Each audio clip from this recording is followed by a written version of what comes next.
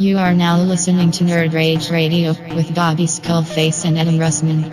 This podcast is intended for mature audiences only and may not fit with your sensitive sensibilities. You may be a victim of meaningless outrage, or you may, in fact, be a big ninny pants. If this is the case, please feel free to turn it off now. This is no country for Ninny McNinny pants. So crack open the Mountain Dew. Make sure the cheese doodles are super fresh. We're in your mother's basement. It's Nerd Rage Radio. And welcome to episode 211 of Nerd Rage Radio. With your host, some guy that doesn't show up anymore, Bobby Skullface, Joe KW, and Chris Pinkerton. If you're nasty. Okay. Are we going to make it a 7-Eleven? I don't know, that's a lot of years.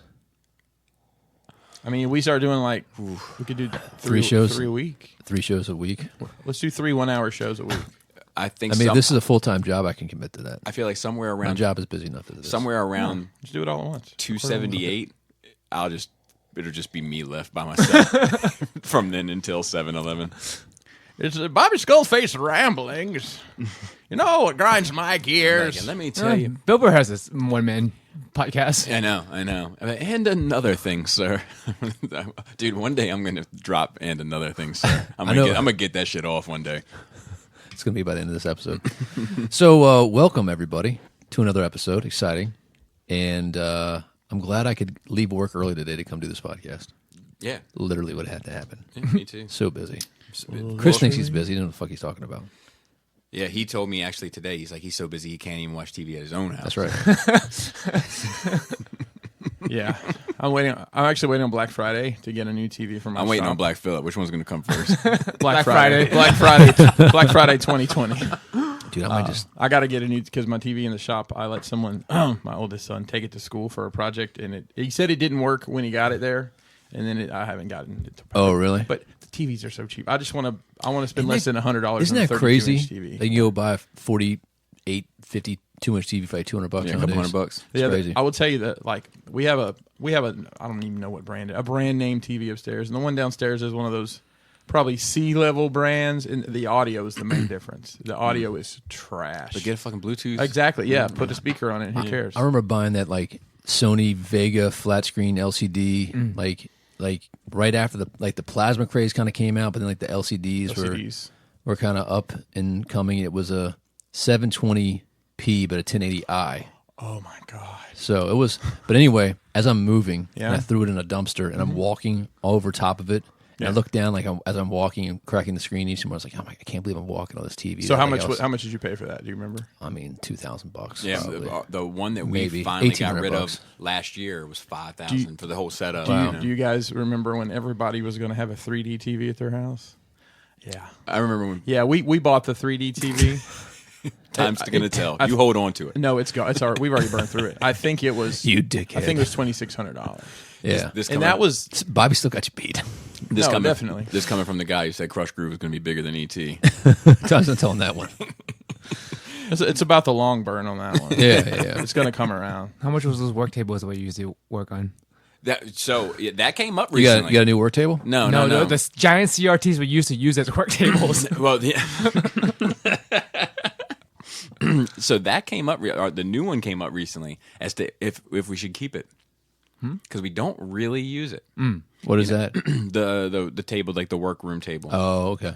like the fold out cheesy. Like I'm tracking. I use it for airbrushing. I got my little station now. You liked it, Yep. but I'm like, man, I don't use any of the rest of this shit. Would it be more space efficient to just get 2 more sets of shelves and have my airbrush set up on one shelf? Oh, just stand there and airbrush it when you need Yeah. to? Yeah, I mean, Because it's pretty much what I do now. If you're fast with it and you don't need it for very long projects, that makes sense. Yeah. Let's get a booth, gotta a little airbrush, and put it in the shelf. That would actually work Well, perfect. that's Yeah. what it would be. Yeah, that'd be perfect. I have my little booth. Do you? Yeah, Cool. yeah. I mean, it's pretty sweet. I want to totally gut my shop and Rebuild it. over. Yeah, it's just taking. I'm so busy. That's what I want to do to my Yeah. house. I don't have. Just gut the whole house. I Start definitely over, don't want to do that. burn but- it down. But there's some things Kelly and I were looking at to increase some space and move some stuff around. And I want to put like an island table kind of in the middle to work off of instead of always facing a wall. Yeah. that I kind of couldn't stuff. I couldn't have my back to the door like you. I can't do it. Well, it is. honestly, it's kind of challenging. Yeah. There's a hard knock policy when you walk in. Yeah. See, I prefer it. Generally speaking, I don't like my back to the door, but like, even when your face is the door, you have a heart attack when somebody walks in. oh, dude, that fucked me up. Was it the hat?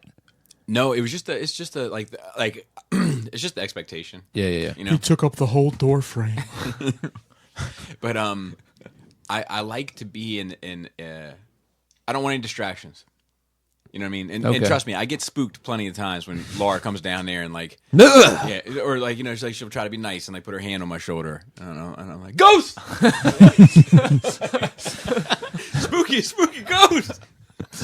I'm like, Jada, help, dude. Speaking of ghosts, my wife and I went to a house of a couple, like children or friends or whatever. They invited us to come over and whatnot, and we kind of made this happen. Like I met them before. And the mom I liked, I never met the husband. She's like the only parent that I liked in that school. And but it's funny, man, because the wife super believes in ghosts, like super duper, and the husband's like, here we go. But it's like, and I believe in that shit, man. I've had plenty of spooky, you know, and you can listen to it on Patreon on our Halloween special. That's true. But so it's just funny. It's funny how some people like try not to shit on people's beliefs, but they can't help but to shit on people's beliefs. And like that little game that we play, like he's like, yeah, the spooky ghosts. It makes me bullshit. It makes me think about Paul, the guy who I told the story when we had the celebration for Mario's life. Troy wanted to invite Paul, and I was like, did fucking Mario even know Paul? He's like, no, I just wanted to have him walk in and be like, hey, yo, God bless the dead. He is about as West Baltimore as they come. Great guy, but like one time it came up when I was working at the loading dock, and it came up, and we were talking about like, hey man, you believe in ghosts or whatever? And this one guy like uttered out like, no man, I'm not with all the EBGBs, you know. And he was like, hey yo, you don't believe in ghosts? Oh, I believe in ghosts. Man, I thought you said goats, and I got kind of aroused. I was like, man, stop throwing all the messes in there. The Shoulders were just talking about it recently. He's like, man, that motherfucker still. I'll go send him to go move a desk, and he asked me how many desks is. I'm like, man, I'm not answering that. You write it down if you want to ask me that question. Oh man, desk guy. How's everybody's nerd week? I've got a nerd month because I haven't been here for a while. Mine was good. I think I got some stories. I think I got some stories for this week.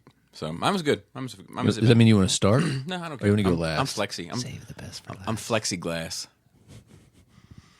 No eyebrow, man. God damn it. I just told somebody, this guy I know, he's got a boat.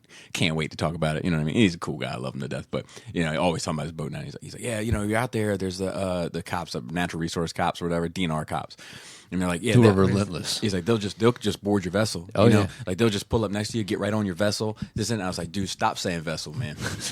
I've never heard you say vessel before you got this boat. Stop saying vessel. If nautical nonsense is something you wish, Bobby. SpongeBob. It's like, can you say this in SpongeBob terms? Because that's the only underwater shit I understand. I've had it up to here with the vessel. Boat life is, you're right. There's some strange folk. Anne Arundel County, they just park it out front. Chris, let's start with you. How was your nerd week? It was good. It seems like we were just here. We were just here. You guys here Friday or Thursday? It's Monday. It was Wednesday. Okay. Wednesday.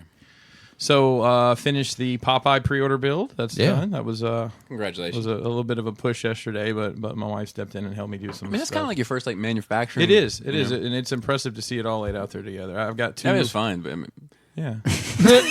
Well, I'm just. It would look better if you had a vessel in the I'm middle. talking. Yeah. If I no, I it looked great. It looked vessel. great. I And I should liked have built it. a vessel. And I You needed a vessel. And I liked how it was boxed. I was off at the end. I was gonna put blue construction paper down underneath it, but I figured Bobby would just give me so much shit about that. Point of personal privilege. Has we ever seen Popeye the Sailor Man on a boat?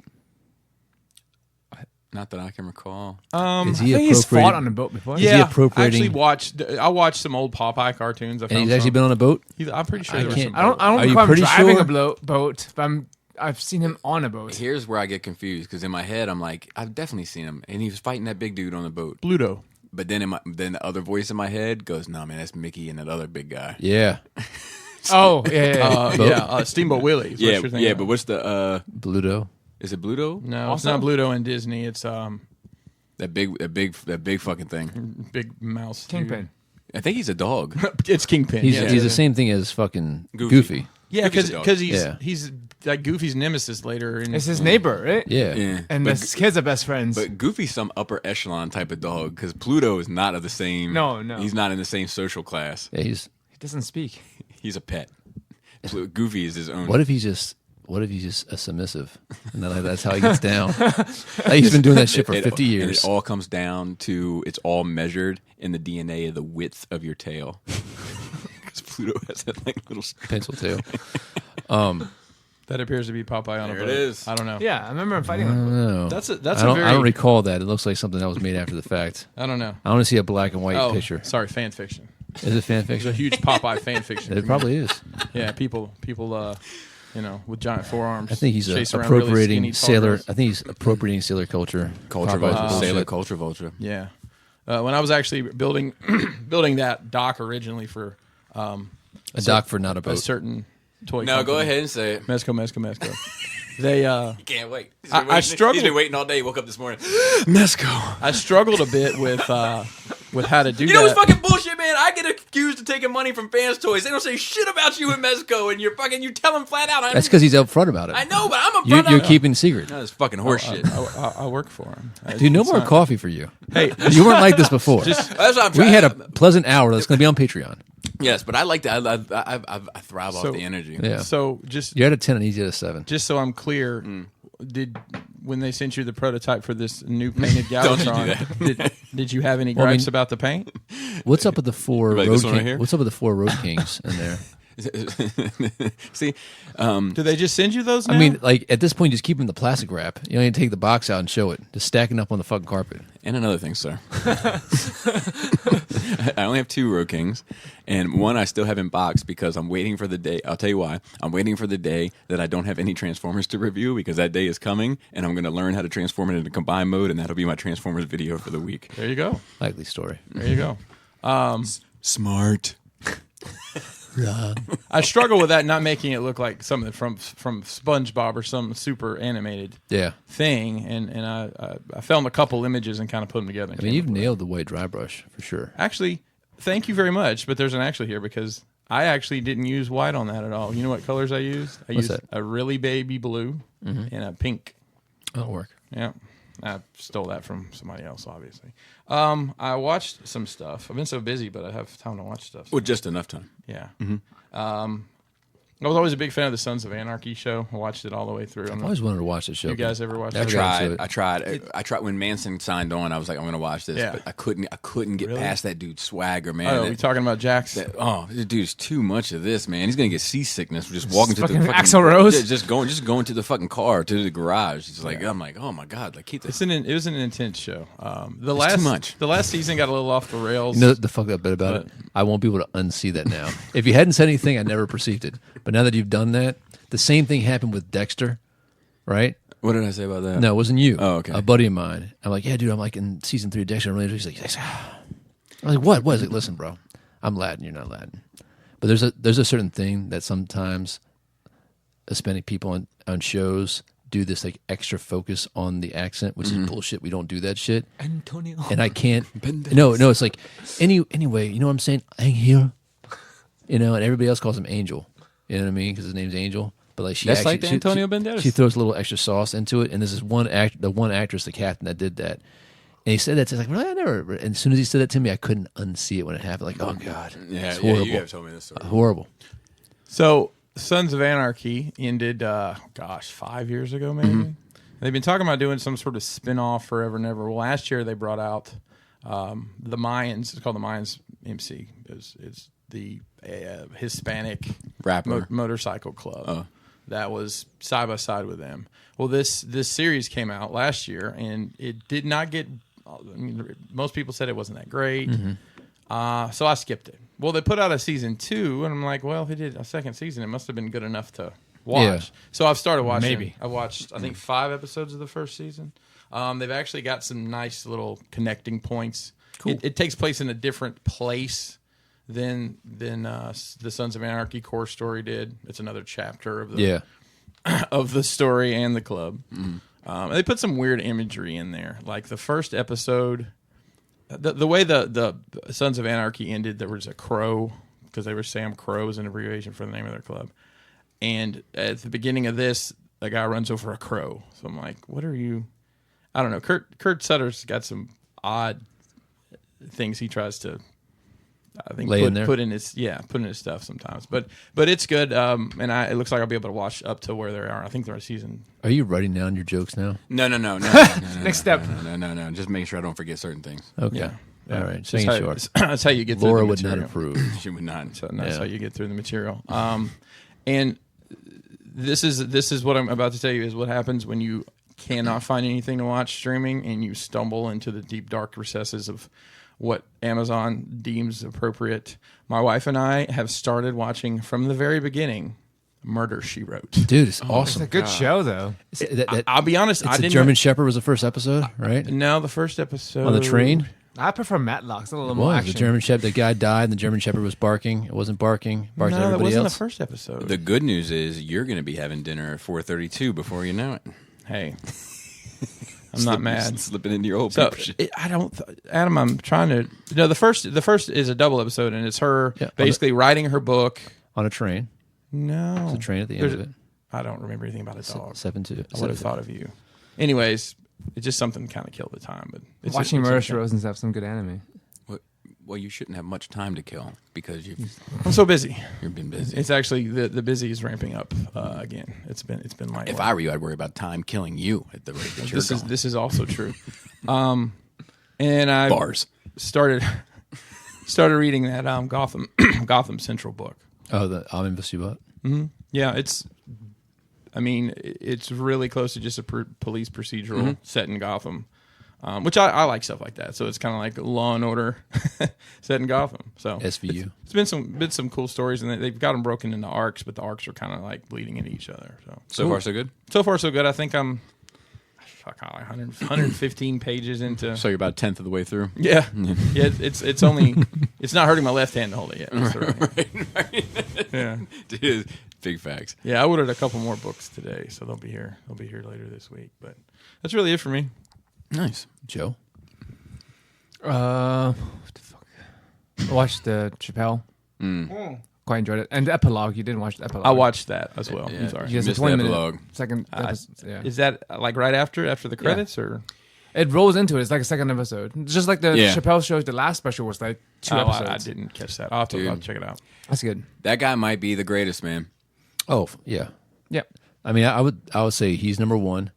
Bill Burr is probably number two. No, I right mean now. of all time. He's number one. You're saying that with confidence.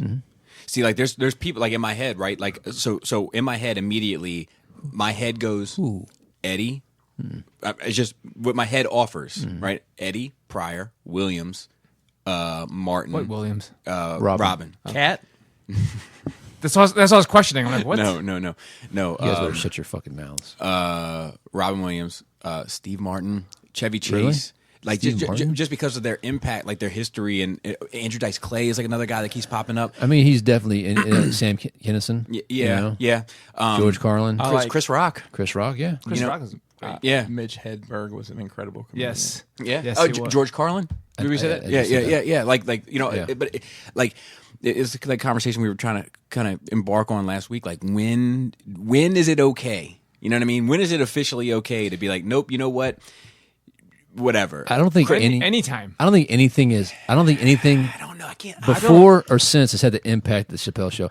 Just today, this morning, the office right next to me, I come in there and I'm listening, and all of a sudden I hear, "We're keeping it right." No, keeping it right. Keeping it real. Keeping it real was wrong. I was like, "You in there watching the Chappelle show?" He's like, I am. This is like 16 years later. No, for sure. I don't think anything since or before has been an impact with 2 seasons. Eddie with Murphy. 2 I feel like Eddie Murphy shit like is still definitely part of pop culture. Like I hear Beverly Hills Cop references, regularly. But that's one movie he did. I'm not saying that Eddie Murphy has had this he's had this peak in this valley For sure. kind of coming back up For sure. And I get and he's got range. He's touring He's next prolific. Yes, But- and doing a Netflix special. If comedy was a dense material, Mm-hmm. all right, it's compact and dense. I don't think any piece of work has been as dense comedically as a Chappelle show. Yeah, but I'm talking more so about the comedian aspect. Yeah, but that's all. But like that's. I think what Chappelle did with that, and then like come back like 10 years later and drop those 2 Netflix specials that were fucking crazy. Well, it's been like 5 now. Since the last No, total 5 Netflix specials. He did 2. He dropped another 2, and now he has another one. Oh, I don't. He's just. Pumping Oh yeah. He's been on it. Quality's not going down. I agree. But there's definitely a 10-year break, and I'm not arguing. Yeah. Do you know what I mean? No, yeah. Like I'm saying, like just in general, like when do you say, you know what, Tool is greater than Led Zeppelin? Anytime. Like, look, the older I get... At what point does shit like that become okay? Like, if Tool just dropped their first record, do you think that would be a fair statement? No. So when is it okay? Do you see what I'm saying? When I don't know, because a lot of this is subjective, but... Sure, it all is, right? You know, though. Like, if... Like, people still talk about Biggie. Yeah. But, like, how many albums do they have? Yeah. Yeah. Compared to how many... Yeah, just 2. Compared to how much body of work. Yeah. Like, I'm like... I don't know why it's been a train of thought lately. So, like, the older I'm getting, the more I'm sick of people tendency to just hold on to old shit of how great old shit is. I'm like, let it go. I had an interesting. Just because something new is better doesn't mean the old shit is not good. Also, no, I sorry, agree. I just let me piggyback real quick, and I agree. But sometimes you have to say that, like, look, the longevity of this is already proven, right? So, like, the impact of it is therefore proven as well, right? For us, you have to look at it from maybe a next generation point of view. Well, it's like the 17, 18-year-old now referencing Chappelle Show or referencing Carlin or referencing Eddie Murphy. No, I think that's longevity. No, we'll always be. I agree. You know. No, we'll always know it. I agree, but what I'm saying is like, who's to say that Tool stands up in 50 years the same way that Led Zeppelin does? We don't know. At that point, it can change. It's not a set in stone thing. But see, that's what I'm saying. I think we all agree that fuck your couch. Fuck your it's couch. great, but it's gonna last. It's gonna last. But the thing that makes me buck, and I'm on board with Chappelle possibly being the greatest. Like I'm this close from officially giving it as my opinion for today. Okay. You know, but the fact that you keep going to the show and not to the comedy is one of the barriers for me. Like if I like I can say with no, like any comedian that's ever had their own show, it's Chappelle all day long. And I think other comedians have had great shows, but nothing comes close to the impact of that show. Yes. Not Kings of Queen. No, but like, you know, like even Louis' show was great. You know, but it's not even in the same conversation. It's not the same kind of show either. Why? No. Why? It's not a comedy. Why are you separating the comedy? Because of the show. No, because the conversation I'm having is the greatest stand-up comedians. Also because shows have other writers. That's true too. Bill Burr, Dave Chappelle's show has worked on. And Bill Chappelle Burr's number 2. Wrote stuff, but he had a. Bill Burr is pretty fucking good, man. I'm not putting Bill Burr above Robin Williams. I'm not putting Bill Burr above Eddie Murphy. But see, I don't know anything about Robin It would be Williams interesting.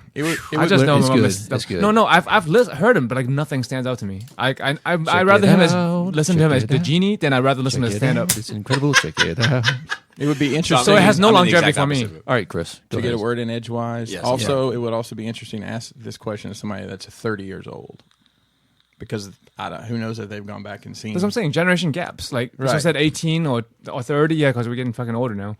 Because for us, the impact has already been made. It will always be there. But if you're talking about culturally or historically or longevity-wise, you have to ask a younger culture. No, yeah, I agree. But then, I mean, the question is, what is the shelf life of a comedian? How many comedians from the 80s do you think a 30-year-old can name? And I'm not saying they can, but... Do you think that today, if you ask anybody in the comedic world who's the greatest of right now, that anybody would say anybody but Dave Chappelle? No, and if you ask me, I would say the same thing. Okay. And when you talk about other than just material, like what it is, like comedy, you're judging as comedy, which is fine. But when people start judging like music and comedy and art as an impact culturally, like it's you cannot quantify that shit. I agree. You know, you can't quantify. Not to an exact. Because it would be like, well, Dave Chappelle can't be the best because he wasn't the first comedian. Because that person, whoever it is, had the greatest impact of all time. Right. So like you can't talk about cultural impact that way. I don't know. That would be arguably no stand-up or not the same way it is now. If things didn't happen the way it was. Let me throw something at you. So would you say that Harabi's Code is I don't know more? What it is. It's the first example. I watched Sally Jesse Raphael. So Stop bringing up Geraldo. So would you say that's more impactful than nothing in the that Declaration of Independence? And obviously you wouldn't, because you wouldn't even know what it is. But it's like the first example of written law. So it is the most impactful because if it wasn't exist, we don't know what. But right there in that example, you didn't know what it was. It doesn't matter if I know what it was, something be impactful or not. But what I'm See, saying, don't get lost in that. That is the counter argument. Yeah. Is if the name isn't attached to the legacy, is the direct impact the same? So like the guy that first played the guitar, we don't know, but we know Jimi Hendrix. Now, obviously, the guy that made the guitar and learned how to play it, his impact is it's insane. But that's what I'm saying. It's not quantifiable. Yes, Paul, but so I agree because there's so much relativity involved in it. However, I think there is more to the greatest than just impact. So the fact that the name is attached to it is something that I would add on to like the scoreboard as to why it puts them in that catalog. But that's why I don't want to judge impact. I just want to judge how good they are in that medium compared to everyone else. So when you're judging them, tell us Okay. about the scale that you're using to judge no, them. not the 70. It's the 85. But if we're talking about if you just like you said, like the stand-up, just compare the stand-ups. Who has the best stand-up and the biggest catalog of stand-up that is good? Percentage. probably Carlin. He did one every year for like But 30 years. that wasn't good at the end. I love Carlin. Yeah. And his last 5 was just not really funny. What he has to say was poignant. I love everything he has to say, but it wasn't funny anymore. That's why I put Chappelle above him now. That I wouldn't have because before. Chappelle is making social saying, commentary, if you're but at- still still making fucking it hilarious. fucking funny. Yeah. Well, I'm good at I this think shit. He's at a point now. Easy where this is for me. He kind of says that. So I On- grab her on by the stage? pussy. Yeah, that's the last one. He kind of says it. He kind of says it about the trans. How are you? jokes. Oh, sorry. Go ahead. Sorry. Chris. I think he's at a point now where he can, on stage, he can say whatever the fuck he wants. Yeah. And get away with it. Now, if he tweets it, he's in trouble. Because he's got fuck you money. He's got fuck you money. He does. And Netflix is giving him fuck you money, and Netflix is going to let him He's say giving whatever. fuck you money plus. Because there's a lot of people that have Plusky. been. There's a lot of people that have been pushing that spear, right? Like I know there's some controversy. I don't know what it is because I don't want to ruin this. There's some controversy right now. I know. He says some things that I think a lot of people are thinking that in this day and age we just can't say. Well, see, that's the thing is that's why it's funny, right? Because people are thinking it, whether or not they're rationalizing it the same way. Yeah. But like fucking Larry Davis boy Seinfeld. Seinfeld has been pushing back. Hang on a second. I just Chris want to Rock make has. sure. Chris Rock has been pushing back. Andrew Schultz has been almost at the forefront of it. I'm sorry, but you're cutting into us. No, to be fair. But you just called Jerry Seinfeld Larry David's boy. He did that on purpose. I know. I couldn't think of the name. I was drawing a blank. I almost said riding in the car with coffee or whatever. Like that. That's what was coming to my mind. But because I've never seen an episode. I think it helps. What? If you, I've never seen an seen an episode episode of Seinfeld? I've never seen. How's that even possible? I just turned it off. It just didn't appeal to me when I was a kid. Like it used to come on after I've something seen it. else. I that never watched and it I just either. turned it off. Oh, I it just came like, on after Friends. Did you watch Friends? no, No. fuck Friends. Never seen an episode. I will tell you that I never watched a day of Seinfeld. I only was on broadcast TV, but once it was on like TBS and shit. Yeah. And I have a strong might urge need to watch it. You might need to watch that. I Dude, want it to. is so I want I to. mean, I can't imagine that you like Curb Your Enthusiasm. But you know what's a big turnoff for me? Studio audience. It's a big turnoff for me. Yeah, I don't feel the studio audience is that egregious in that though. Yeah, I mean, I it's don't definitely there, Well, but it's not like it's not like not early 1980s where they wait for everybody to finish clapping. Oh, But you mean that's- like Friends? Maybe. Maybe, But that's what it. That's That's my thinking- problem with that show. The jokes That's are what too made me easy. turn off in the I'm first thinking about place. like Family Matters or whatever. You know, they wait for the clapping to stop.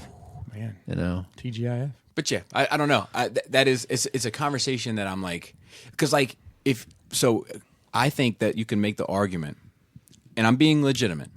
I think that you could make the argument that Drake is the greatest rapper of all time. I think that argument can be you made. can make any argument. No, I mean easily.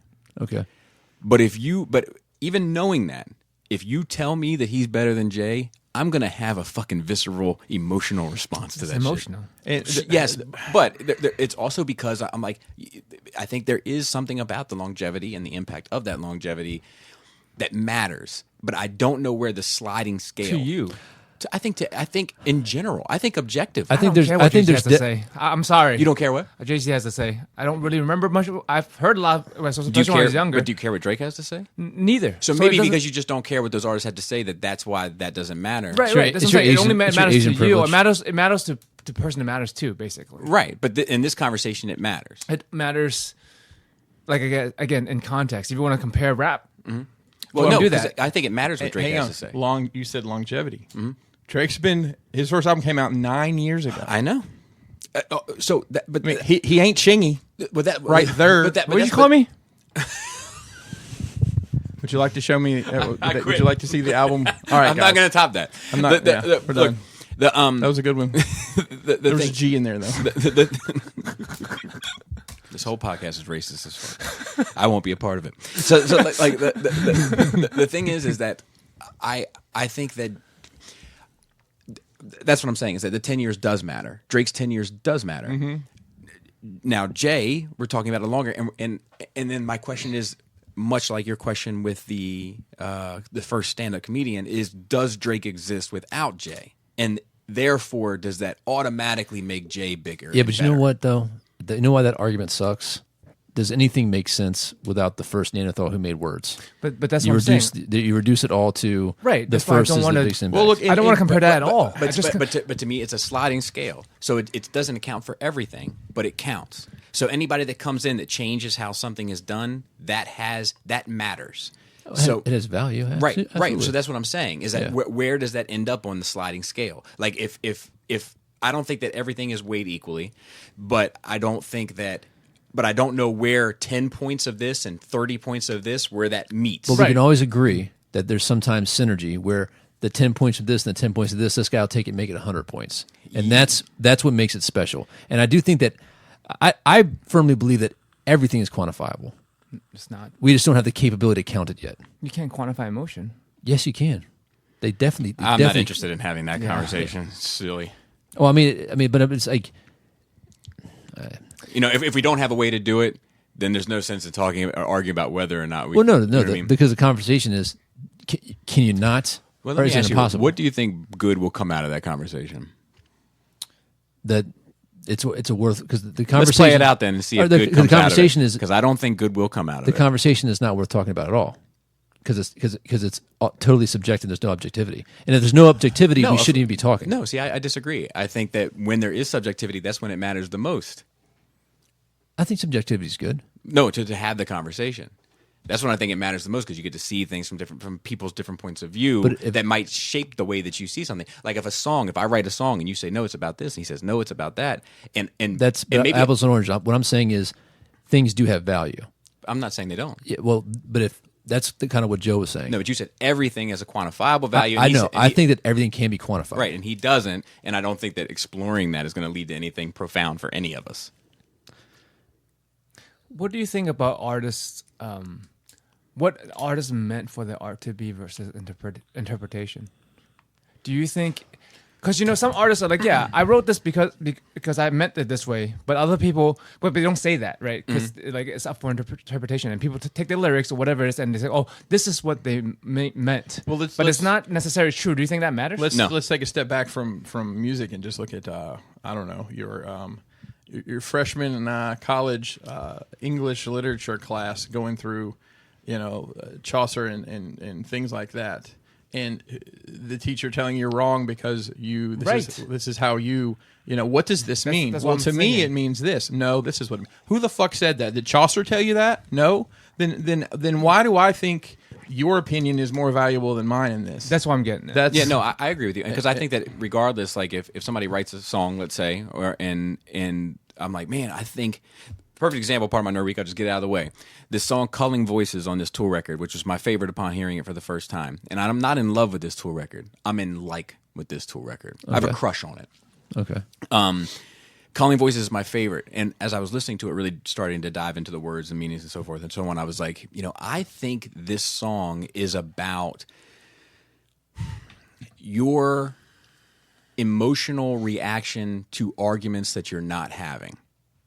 Like how we are constantly seeing and being bombarded by all of these arguments and differences of opinion, but we're actually not having any of them, and yet we're having this emotional reaction to them, even though we're really not playing a part in them. That's what I got from it. It's like if he in a comment section on Facebook. Yes, exactly. And if he came out and was like, no, it's about the cover of a book that I really loved, and it was called Culling Voices, and I just liked the shape of the book, and I was trying to express it in words. It doesn't change the real response that I have. But anyway, what's going on with your Nerd Week? Yesterday caught up with my weekly animes, even though like I'm really against it, but now like I'm following. They got you hooked. Well, the thing is, I'm following like 4 shows right now, so like it's enough content combined. It's like an hour's worth of content. My problem is like watching something for 15 minutes really, and then be left hanging, and then that.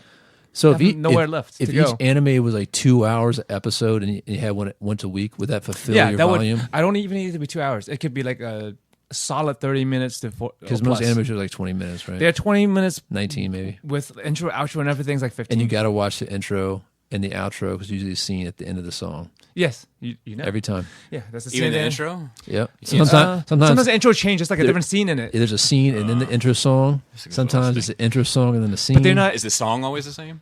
Yes. Yeah. Well, no. Into the next season. I don't like it. Every like 12 episode it changes. Yeah. So like fucking like Naruto has like 50. They're runners. They are runners and jumpers and flyers. One of them is a flyer because they have a clay pigeon, but that's another story. What episode was that? Like they're all dead and zombies. Who? Never mind.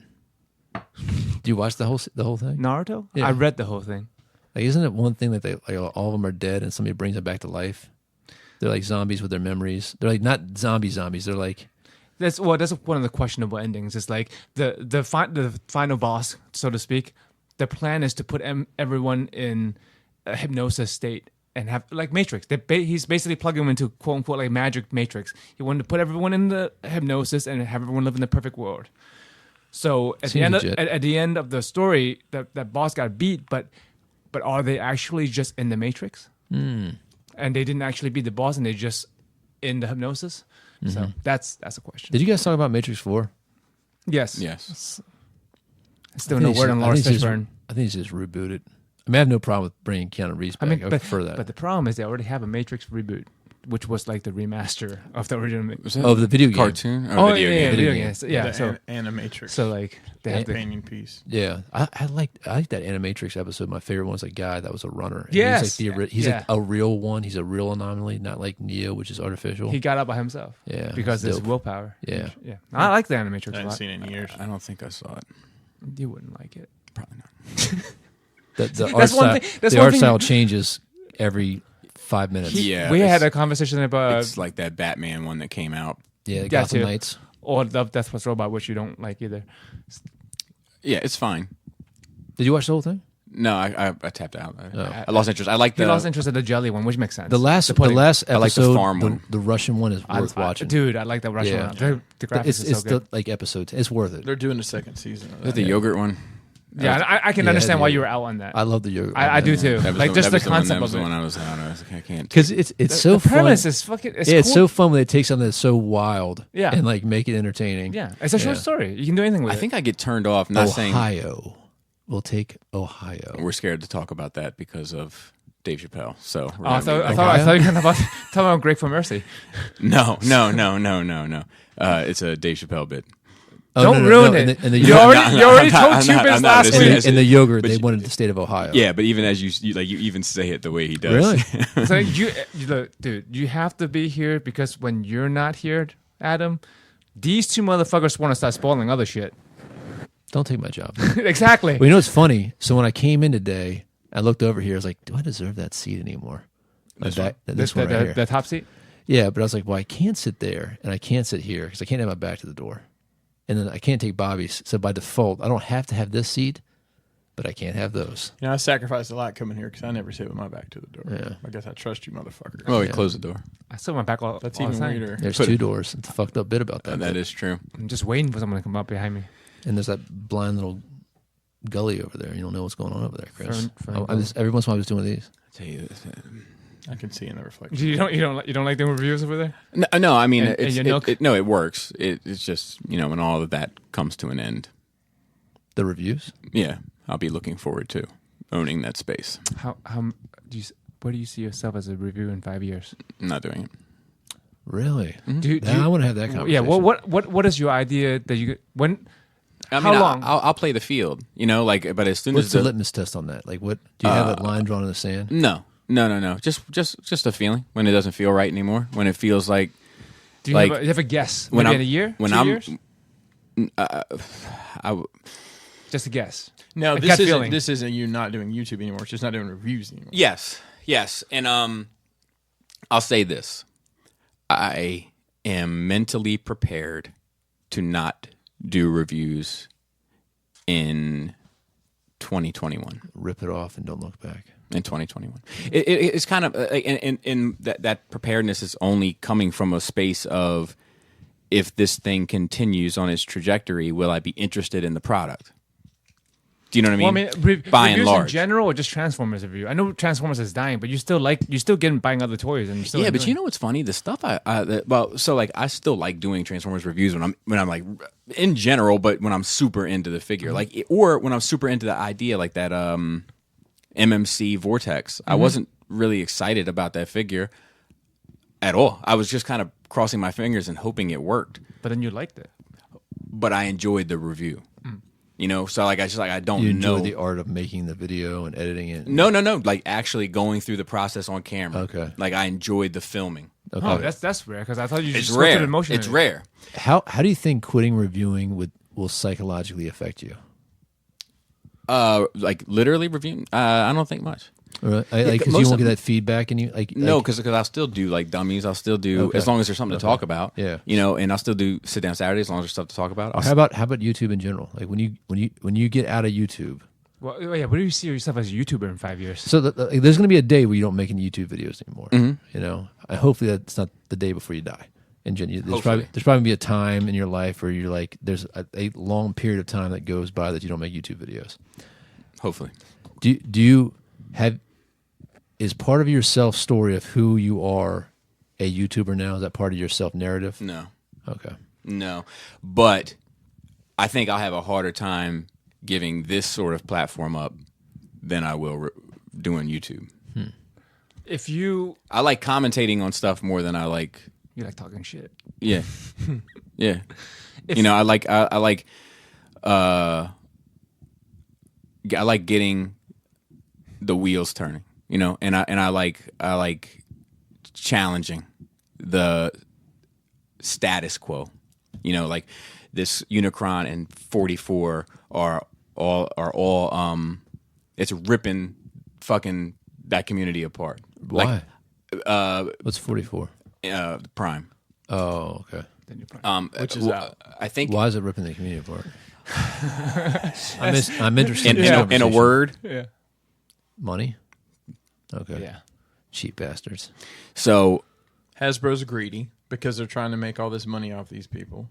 That's I mean, serious. That is some of the things. Like I can't believe how greedy Hasbro. I saw a is. box of the 44 open with all the bits and everything. It looks good. I mean, like, Yeah. It looks good. I would beg to guess that the price point for Hasbro is probably pretty high on that. yeah, it's Takara technically, but yeah, it's $450 American, $350 Japanese.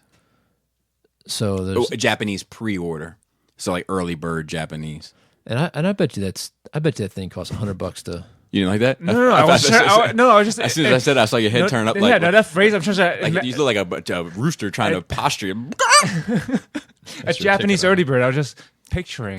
And, I mean, he looks really good, and he's got a lot of. That looks fucking awesome. does he come with a flying stand?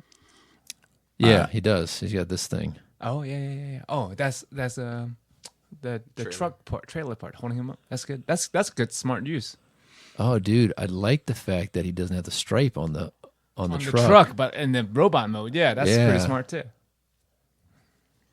But I mean, I say, So yeah, like but the hate doesn't come from people who doesn't like it and doesn't want to buy it but can't afford it. Oh, that's funny. so that kind of Right? goes to my thing. Like the status quo challenge of that is something that I was. It's one of those things I was feeling, but I couldn't articulate. And Robert D said it in a video I got coming. But he said if you look, Sorry, I'm a little distracted. I mean, if you he's a look- good-looking figure. if you look at the third party fans and the Hasbro fans, they flip flopped, which fucked my head up because that is it. That is it. So third party fans became cheaper, and the Hasbro fans became more expensive. No, the third party fans are back in MP44 and back in this Unicron Because at the money and in the the first Hasbro place. fans are back in the Zeta Unicron and the Magic Square Prime or the Oh, Transform okay. Element Prime money. because it went to the money. See, and that's the thing is that it's not. They're not necessarily, not to say that their intentions, because like, see, on mine, like, I'm just going with what I want, and I chose one cheaper option, and I'm choosing one more expensive option. But I'm letting my wants dictate my actions. I'm not letting my wallet dictate my actions. Correct. You know what's beautiful? Not having to worry about any of that shit anymore. Yeah. Are you out of Yeah, Transformers same. altogether? I have my MP10 and like my original cup. What was the threshold for that? I just didn't. Too many give a shit anymore. mezcos. Fluid. I just didn't care anymore. I mean, it's taking up real estate and They didn't spark joy. didn't spark joy. Oh, And perfect. it's now all sparking joy with That's other what it people. comes down to, man. Mezco's spark joy. Yeah. I don't even talk about it, you guys. I mean, I've lost my fucking mind. Is your cases on Mezco now? No, because I can't decide what I want to do. It's all boxes everywhere. I have a ton of stuff I've gotten and I haven't opened. If you had dioramas for him, I feel like I looked at everything. I'm like, what could I build? I'm like, I don't know if I even feel like. When would I do it? I'm so busy, Bobby. I do feel like Busy building things on I Mezco. do have feel to like you were hire- in a bit of a pickle because I do. I love pickles. by the way. So here's the thing: is I have a reference I want to bring up. I feel like you Go have for it. okay. So Wu-Tang Clan was a rap group in the 90s. Heard of them. And they had a long release schedule of their independent group members putting out solo albums. Hit or miss. Hit or miss. But Like every other. and the beats were also hit or miss. But when RZA said he was coming with an album, everybody was like, those beats, that just kept a little bit aside for himself through the years. Sure. So he's held to this standard. And I do feel like if you ever do a diorama for yourself, that shit, it's got to be something better. I built some stuff for myself this past couple weeks, and You're like, not good enough. I'll I'm sell not it. really happy with it. I don't know if I'll sell. I'm not super happy with it. I literally Just don't tell us what it is so you can't sell it. No, I built some stuff out of scrap. I just felt like building something, so I built something that it didn't matter what it was. But I think every once in a while you got to go back and do what you want to do for yourself and that stuff. 'cause it was you can't refreshing get- to do that. Yeah. It kind of got me inspired to finish some other stuff. So 'Cause I've been painting everybody else's shit for the last few months, and then it's like I want to paint my own shit right now. And I've just painted a bunch of shit. It feels good. yep. And it's like Do you have your stuff displayed, Joe? I have a bunch of stuff encased, but not everything. I have a bunch of unpainted stuff still, unfinished stuff anyway. it's kind of like Parenthood in a way when you get to do something for yourself. You know, like you know what I mean? Yeah. Like When your kids are at the grandparents' house, you can do whatever you want. Is that what you mean, Parenthood? yeah. I mean, yeah. To an extent, like I mean, you It's cook. it's like a Navy pier. You cook. Semen everywhere. You Sorry, Bobby. no. You never have to apologize for that. Don't you dare. Okay. But I mean, it's like you're constantly cook for them. You constantly clean for them. You constantly spend money on them. You constantly take them here. You constantly take them there. And then when the moment that you get to do that one thing for yourself, like just for yourself, or maybe for you and your wife, or just for your wife, even, it's like it's this extra value to it because of the rarity of it and the selfishness kind of in a way. Like to every now and then, jerk yourself off. You know what I mean? Leave the kids out of it. right. Sometimes I feel like I'm the like the Joker said when he was talking to Harvey Dent. I'm just a dog chasing cars. I don't know what I do because sometimes I get that free time. I'm like, I don't know what the fuck I want to do. No, I don't want. I can't figure out what I want to do with that time. So I end up doing nothing. Make That's a diorama what I for go. yourself. Well, That's when you do it. yeah. Or I just watch TV. Watch Golden Girls. Watch Golden Girls or Angela Murder, She Wrote. Lansbury. Yeah. The hardest time I have is starting one. Like anything really. Anything. Like a review. Does it bug you when it's unfinished? Yeah, in the because basement? once I start something, You gotta finish it. I'm going on. Yeah. You won't be able to stop me. But making that first initial cut or that first measurement, that's the fucking bitch of the bunch. Yeah. I agree. Once you get going and get rolling, yeah, it makes sense that way. So what else, Joe? Krista's on her way to pick up Katherine. Can't wait to play that tonight. What's Katherine? I'm sorry. Catherine is a PS4 game. Is that It the sounded doll? like a threesome. Is that the name of the doll you bought? Is that the one like you're dating that girl?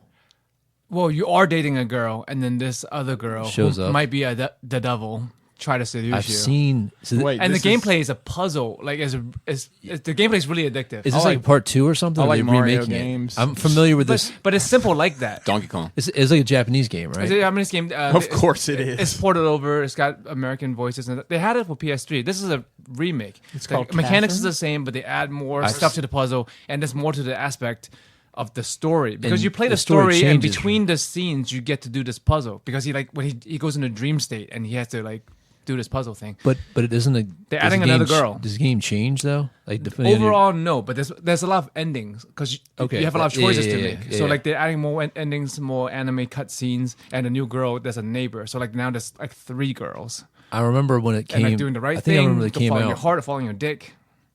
Yeah, when it came out, it was That's like quite Marry, Fuck, controversial. Kill. Yeah, kind of. Is what that is, right? The game seems so weird to me. Yeah. We did it one Why time. would you kill? The kill part is what bothers me. We did it one time with Laura, JR and I did it with JR, What? friend of ours from back in the day, and Jennifer, his wife, were over here, and Laura and I were here, and JR and I played against our wives, Marry, Fuck, Kill, like with men. Mm-hmm. None of them chose a fucking responsible answer, and then JR and I looked at each other like, "Oh my god, we're the irresponsible answer." Wow. Something to that. All right. Anything else, Joe? And that's it. All right. So what have I done the I'm last? working on 40K stuff as usual. What have I done the last month? God, I don't know. I started watching Carnival Row on Yeah, I've Amazon. seen that on I've got Amazon. 3 episodes in. It's an interesting world. What is it? So it's basically like 19th century, like early industrial revolution Britain. Like but Jack it's not, the Ripper? Yes, but it's not Britain. It's some fantasy world, and recently mankind has found the Fae. So there's fairies Yep. that are human size, and so they have like fairy wings. And there's fucking centaurs, and there's werewolves. Anyway, It's like Bright. No, it's the fucking wardrobe in Narnia. yeah, it could be like the world before Bright, like 100 years before Bright. Okay. But basically, I guess the humans disrupt the balance of the Fae world, and now what's referred to as the Pack, which I think are werewolves. I haven't confirmed it because you Makes see sense. like these wolf type creatures, but they don't look like werewolves. They almost look like the thing from Ghostbusters. Oh, the dogs. But they're not as gatekeepers or not whatever. as grotesque. You know what I mean? They like don't have the horns or whatever, but they're in between that and like the werewolves from the underworld. So Lycans. There you go. So we're 3 episodes in. It's not bad, but it's kind of boring. So I haven't really had the gumption to go watch more of it. 3 in, 3 out, bro. I might. I think. See, this isn't the third. I think we've only watched 2, so I think I'm on the 3rd one.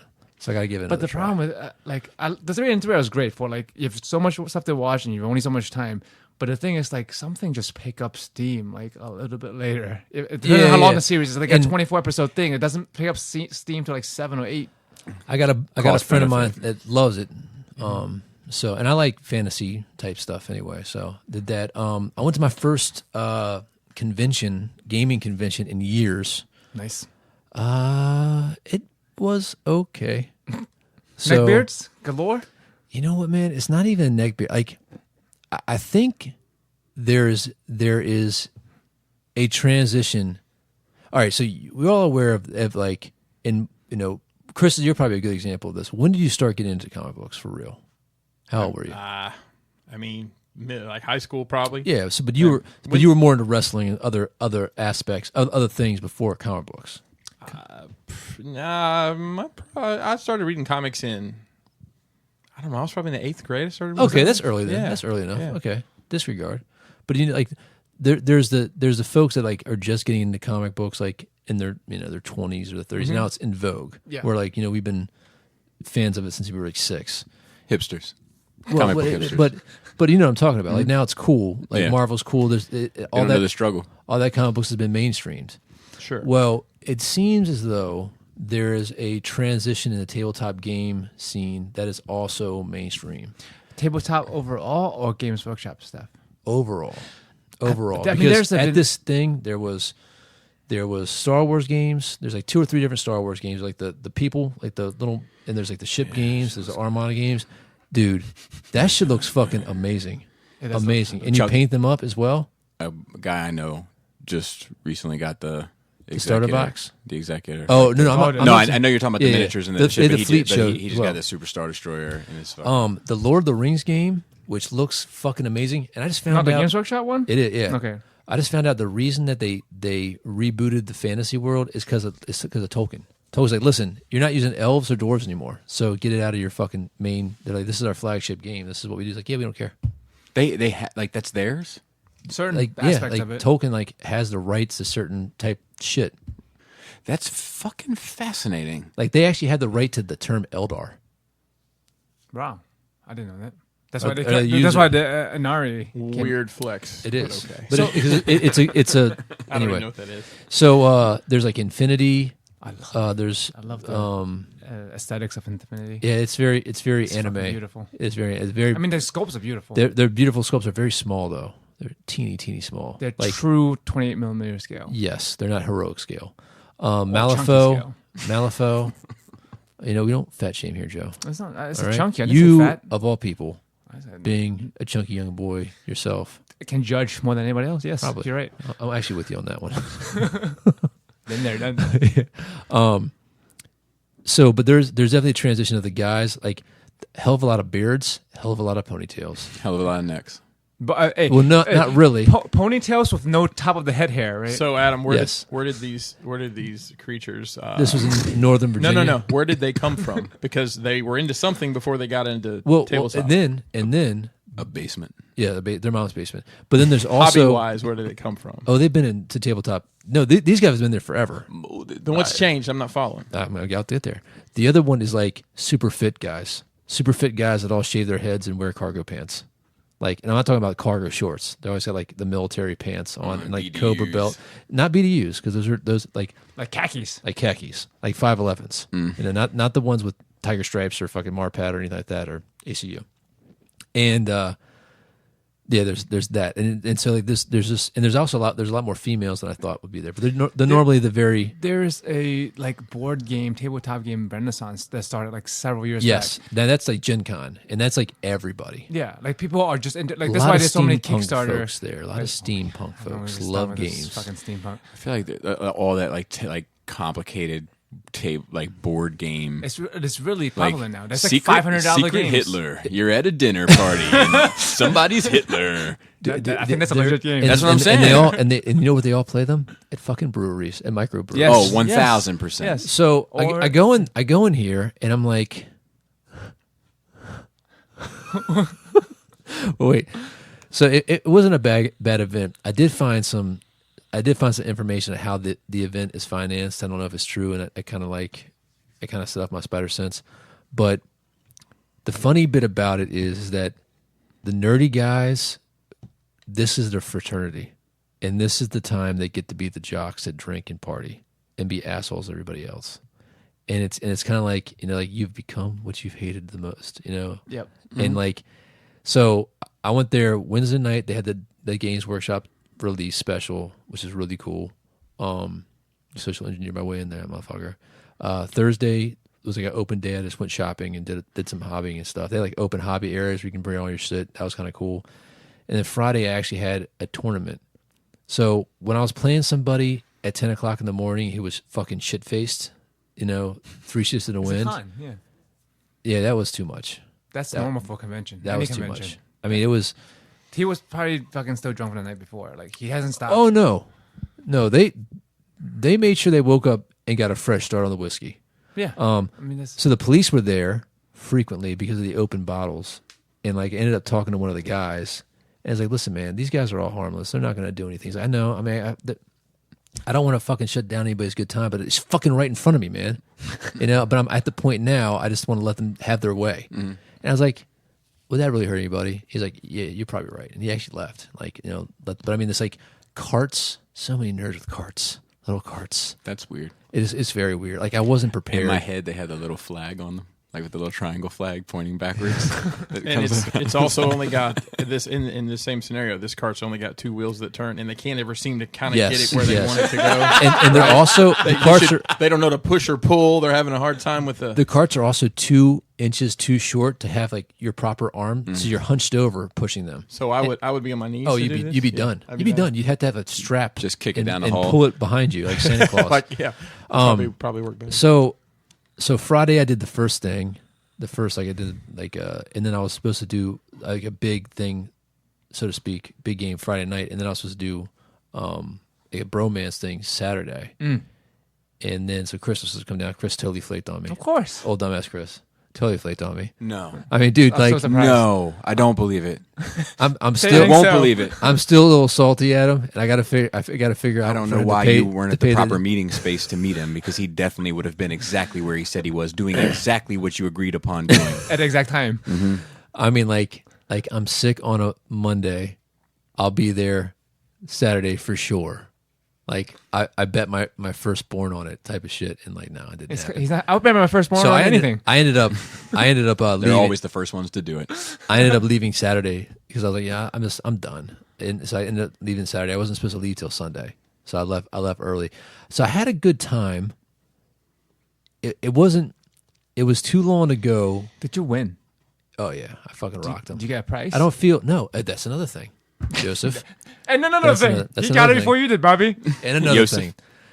Oh, and another thing. I have no issue. With the beer and pretzel. We're just playing for fun or whatever. But like, we fill out these little scorecards, like how many games you win, how many points did you have per side, who was the best painted, who was a good sportsman, yada yada yada yada yada. Right. And so, the last scenario, the game, there's like everybody was fighting, and you can just push a button and kill everybody, and it'd be a draw. So it's like do you push the button, like because you fear you're gonna lose, you just push the button so the other guy can't win, type of thing. And I'm talking about like 50 people. Every table pushed the button except me and the guy I was playing and another guy. And the guy that I was playing, who was fucking trash, he's like, "Listen, man, I don't really push the button. I don't think it's very thematic." I'm like, "I'm with you, bro. Let's finish this game." So it seems like we were filling out our cards later because everybody else was fucking drunk and thought it'd be funny to push a button, which is fine. So we get there and they're like handing out like prizes and everything for the different score, but we hadn't handed our scorecards yet. And I was like, I don't need to win anything. I've got more than enough stuff to supply me probably for like 5 or 6 years of painting every day. I'm good.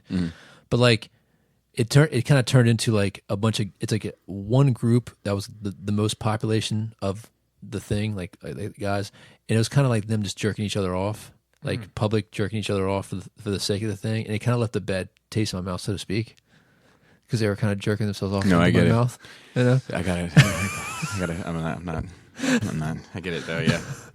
And so I was looking with some of the other guys that I came with. I was like, why did this start already? I mean, did you get all your points in or whatever? Like, no, like, and it wasn't, and like, either make it something that's legit or don't make it something at all. Community events are often circle jerks. It's so, and it's like, I don't know. For yourself. In my head, there's like this moment with like 2 gamers, and it's happening like a lot, where they're like filling out their scorecards for each other, and then the guy's like, "Hey man, you gonna check me off for being a good sport?" And it's like the one thing not checked off. And he's like,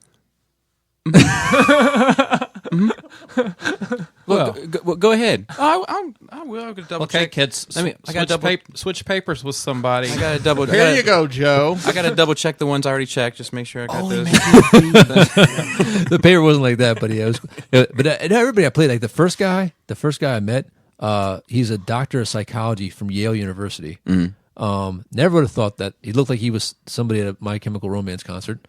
So he plays Raven Guards. No, he plays Emperor's Children. Oh, okay. Yeah, that's it makes sense. fair. That's fair. And they're beautiful. I mean, his the new Raven Guard model looks like My Chemical Romance. Oh, for sure. I mean, his. What are you doing here? These are my test subjects. Every last so one of them. the funny thing is, I was talking about my job, and I was like, I can't walk into a hallway without thinking how I'm gonna clean this hallway and walk out backwards without leaving footprints. Are you walking around kind of counting Asperger tendencies? And he's like, oh yeah. I was like, dude, this is this a case? Asperger's convention. Is this a case study for you? Or ass sliders. Ass sliders. Just a little bit.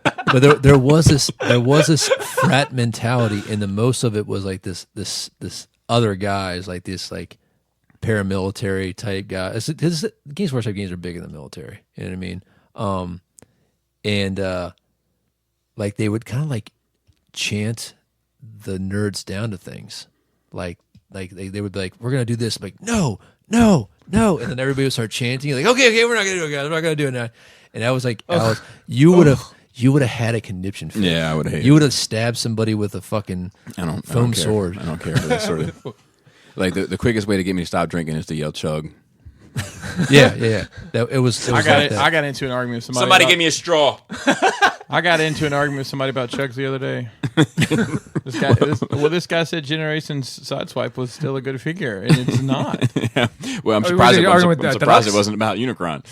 When you said chugs at first, I was like, "Is he talking about jugs? Is like chugs like Alabama slang for titties?" The first thing, Alabama slang for if you can fit it in a mug, it's a chug. I was talking about.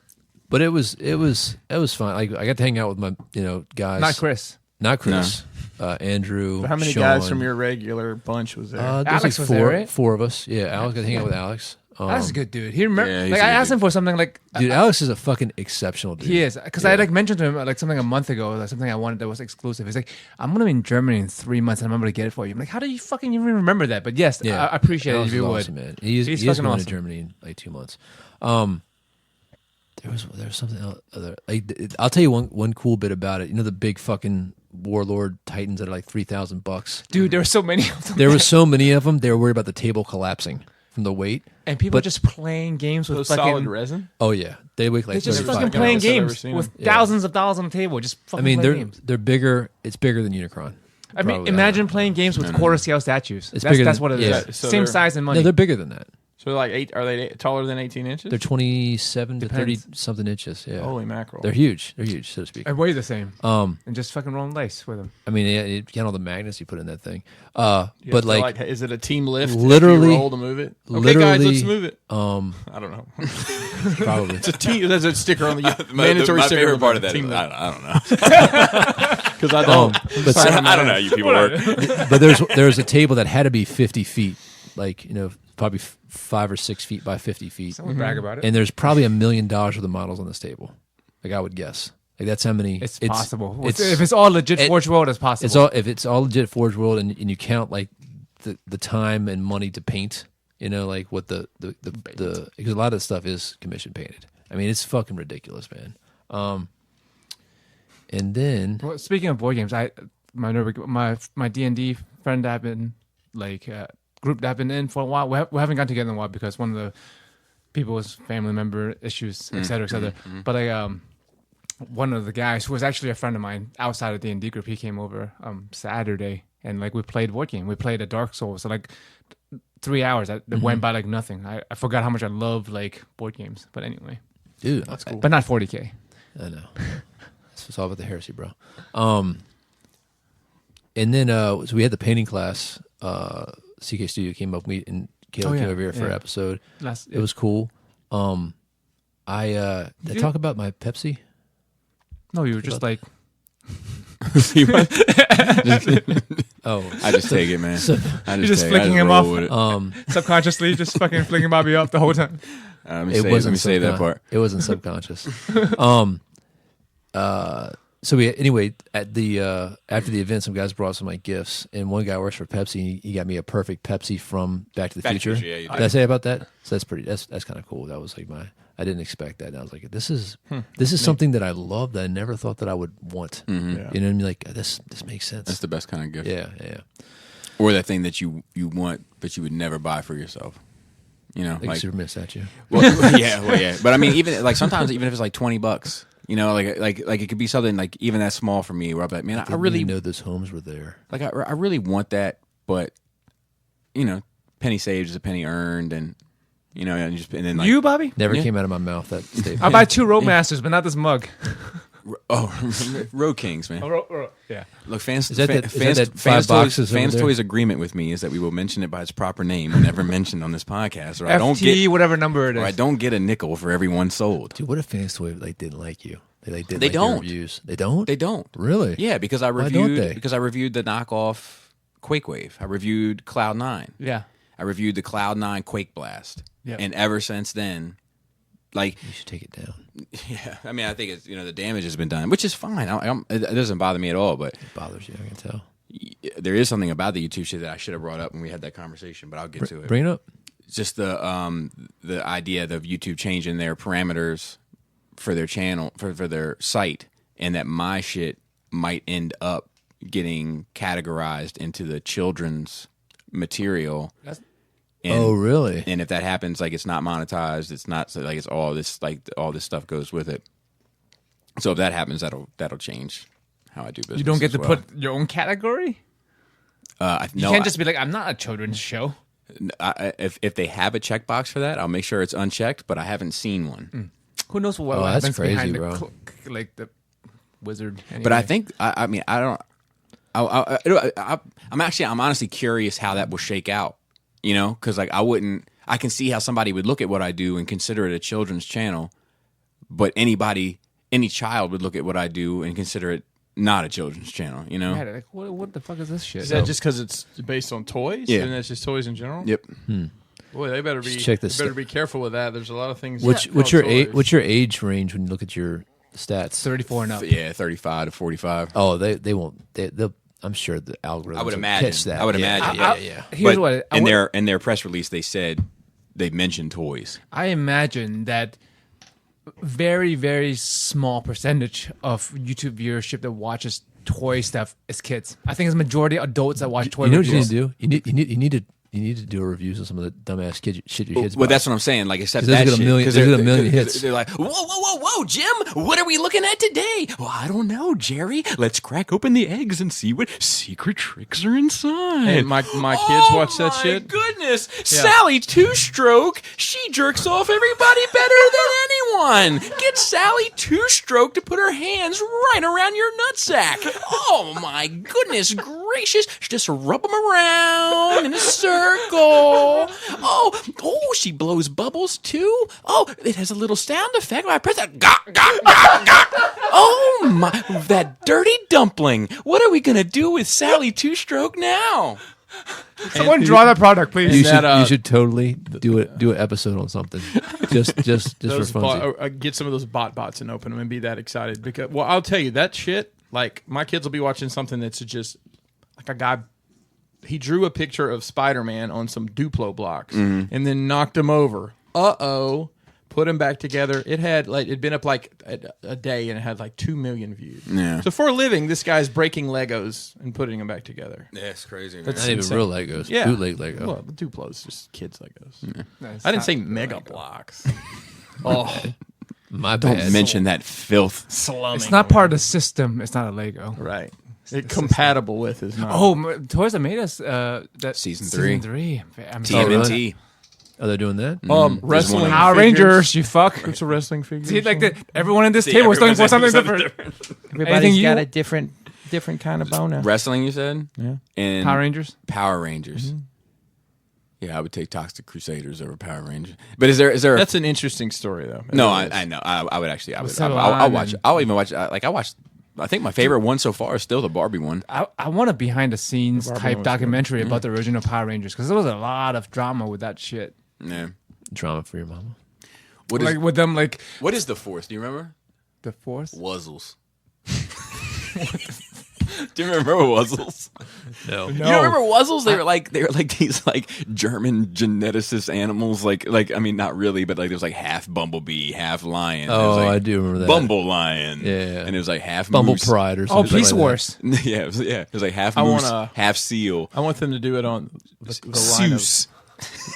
line of action figures called The Corpse from Walmart. The knockoff. The knockoff GI. Those are still going. That's probably one of the longest running toy lines out there. Because it probably cost them like a penny to make. Yeah.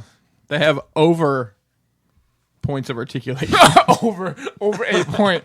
Over a point. Over 2 points of articulation. That's more than 40K. Yeah, true. that. Fuck you, Joe. Everything's monopose now. I like it. I know you do. I try to get you your stuff. They didn't have it. Yeah, that guy. was like, you know, Joe, do you want- that's what Alex is getting for me. Do you want this? No. I already have Do you two of want those. this? Got 2 of those. Yeah. How about this? Nope. All right. What do you get the guy that has it all? So if I were to get you a sanguineous, would you paint it? I don't know, man, because I got to be honest with you. Like, I'm not crazy about that mold. Yeah, me either. Have you seen it in real life? No. No, just the pictures. Oh, you like, must- I think it looks good with the other guy. Yes. But I definitely wouldn't paint the other guy. Oh. Oh, the We demon? just paint the whole thing. It's a diorama. Yeah, no, I get it. I want it, but it's kind of like if I, I always wanted 2 tubes, and it comes out and it's like, man, it's not right. It's not. It's got 3 tubes. It's got 3 tubes. I don't even think you really want 2 tubes. It's just that unicorn that you can faint. Maybe. My kids get excited. I think you know what? I think you're gonna be once they do make the 2 tubes, you're gonna be disappointed. It's like, fuck, now I have it. Now what? Or there'll be a Maybe. 2-tube side story in Mandalorian. He'll be a total bitch. Well, there's also 2 tubes, Yes, their brother. so I had to get both in order to have them both checked off. Is that 2? Is that Four- quad tubes? 4 tubes. 2 tubes. It's like 2 chains, right? Yeah, and then there's 2 tubes and a 2-2. That's 2 tubes and a 2-2. Jesus Christ. No, I came up with something like that earlier today, but it was something to do with. It was something that the Kramer from Seinfeld, you know that show you've never seen. It was so I was using that, and I can't Seen bits and remember. pieces. It was very clever. Oh, I thought it was. Same. I turned it off after. I saw like a portion of the fat wallet. I saw a that's a portion. good one. I saw a portion of the Seuss. Not the Seuss. I got the fucking wuzzle in my head. The Frogger one. the Nazi, the Soup soup Nazi. Nazi. Yeah, it's classic.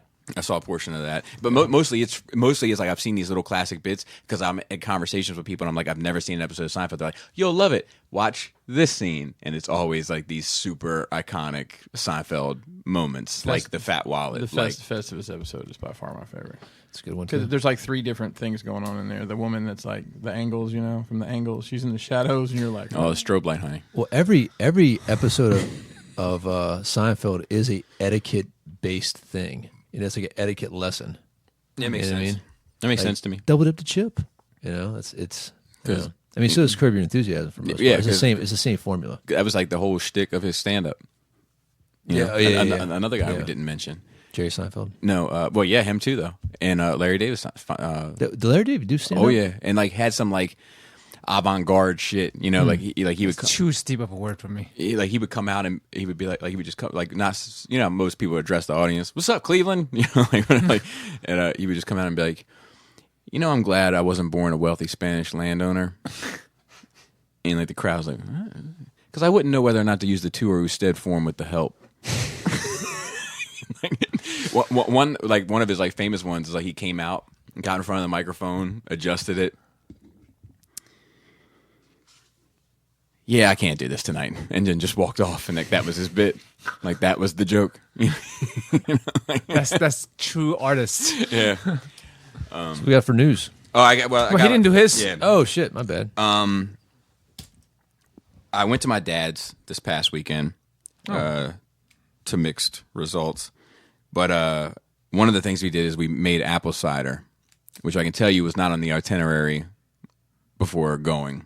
That you weren't gonna go. I would have been late You ever, at you just least. step on apples or some shit? So what they do is they have apple trees, and they picked all the apples from one tree. How many gallons of apple cider do you think that yielded? One tree? not Probably even a gallon. Probably one. 8 gallons. Really? That's how That's many a lot of apples. fucking apples exactly are on these goddamn trees. That's a lot of fucking. I mean, how much apple juice comes out of a apple? So 4 ounces. like the kind of like metal stainless steel type pot your mom would have had to cook spaghetti, had like black handles on the Yes, side. yes. Yep.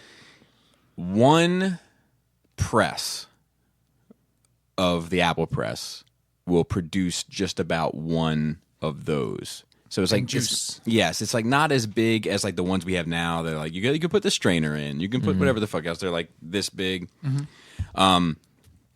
So everybody had a job. Leia put the apples from the wagon, like it was like a not like a wagon, it was like a trailer attached to my dad's tractor. Took them How many apple trees do you have? A rack. many, Iraq. many, a gross amount. They had apples in Iraq. So Probably not Iran either. They definitely had them in Iraq. You ever enjoyed a nice? That's where the Garden of Eden was. That's true. Is that where it is? Yes. I'm not going to disagree with you. I'm just trying to be clever. See, that's where my Eve joke was earlier today. I had an Eve joke set up. With the pause right here. No, and that's the same way he went. See, wherever you think I'm going to go right, I go left. Anyway, the apples, Leia took them from the trailer and put them into this metal bucket that's filled with water. Selena took them from the bucket, put them on the table. Jaina, Laura, my dad, no, and then some of my dad's friends were there, which was weird. They like. So your dad not supposed to have friends? Well, no, I mean that's fine, but You're it's allowed like, to have friends. But it's like they see He's my a dad. they see my kids a handful of times a year, and when you invite us up, you're going to invite some other people over too. It's manual labor. They just wanted some ciders made, really. Well, maybe, but so then they're cutting the apples and quartering them, and then they're putting them into these buckets, and then people are grabbing the buckets and pouring the buckets into this grinder. Now it's just me and a bunch of 80-year-old men, so I'm doing all the grinding. And then, so to speak, as I do with 80-year-old men. You ever been on that website, Bobby? That's really good. That's really, really good. No, I mean, it works on a lot of levels. That's really quite good. So I'm doing all the apple grinding. Then they're going into this thing. Then they fill up this bucket. And I mean, it's like a bucket that you would imagine ale was in olden days. Bobby, I have to stop you for just a second. Barrel. It's a barrel. Did the clips go through your head at all when you were grinding? No. See, you thought I was going to go right and I went left. All I was thinking about was, why the fuck am I here? Why the fuck did he invite this stupid fucking? That's probably what I was thinking. Yep. Dumped them into the barrel. Barrel went into under this press, and then you screw down the press, so to speak, on top of the apples. It's squirts out the juice, so to speak, into a fucking pot, and then Joan, my dad's wife, was taking the pot into the kitchen. Or they boil it or some shit? Or? Nope. Oh, really? Throw it over a cheesecloth, and we're good to go. Okay. Which I would boil it if, I don't know if we got a gallon or not. It doesn't matter. You're not drinking it. I'm not drinking it, but Selena likes it. So then I took the wheelbarrow, which housed the leftover apple bits, down this hill over the fucking river and through the woods, and then dumped them into this compost pile. Brought it back. Compost Smell like pile. shit. Rinse and repeat. So it was. This sounds like hard labor. It was fucking horrible. How hot was it outside? Hot enough. I had Not the worst, though, right? Not the worst. I had a bucket hat on, so that was a saving grace. Then, we had lunch. That was afterward. It was apples, wasn't it? No, thank God, it was lasagna. I know. It's got apple bits in the lasagna, though. No, apple-free lasagna. So we had the lasagna. Apple tarts for dessert. No fucking actually, apple? Actually, You guys- ironically, peach pound cake for dessert.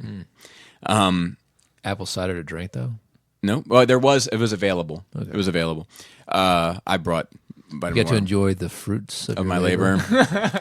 So then, I tried to hold it together on that one. We couldn't do it. so then when I started to get really irritated, because I was fine with the apple shit. I mean, I was like, ugh, this is dumb, but I was like, whatever. The kids were enjoying it.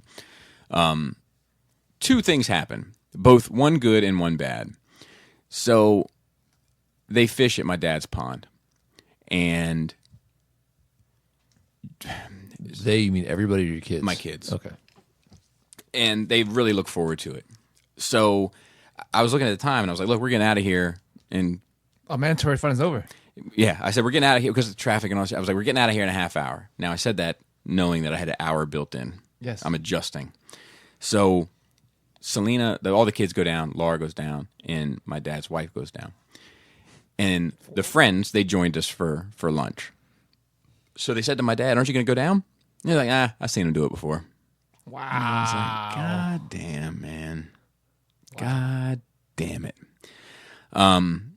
So whatever, sat there through that, and then they went over and watched them fish, and then my dad actually said some kind things about my kids that were kind of candid because he was saying it to the other guy, and it's like shit I'm not privy to as far as what goes on in his mind, and that was nice to hear. Like he was like, look at Selena, look at how she wants to be independent. She's aggressive. She doesn't want to be held back. She doesn't want to be paid attention to the instructions. She just wants to grab the tool and go for it.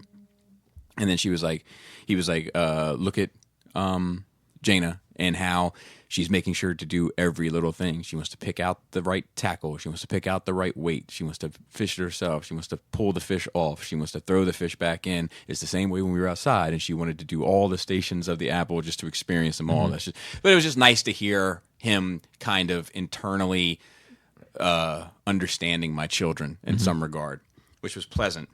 But then we got in the car, and I said, "On time." Huh? Got out on time? Yeah, well, within the hour. And I said to Jane, I was like, "You catch any fish?" I knew that. I mean, I've been watching them. You know, she's like, "Yes." Instantly, I was like, "I caught some." And I was like, "How many did you catch?" She's like, 6. Jana, how many did you catch? Selena said. She's like, 5. I'm like, okay, I get that. And then all of a sudden, it's getting a little tense between those two. And all of a sudden, the baby's like, "Baby got no fish."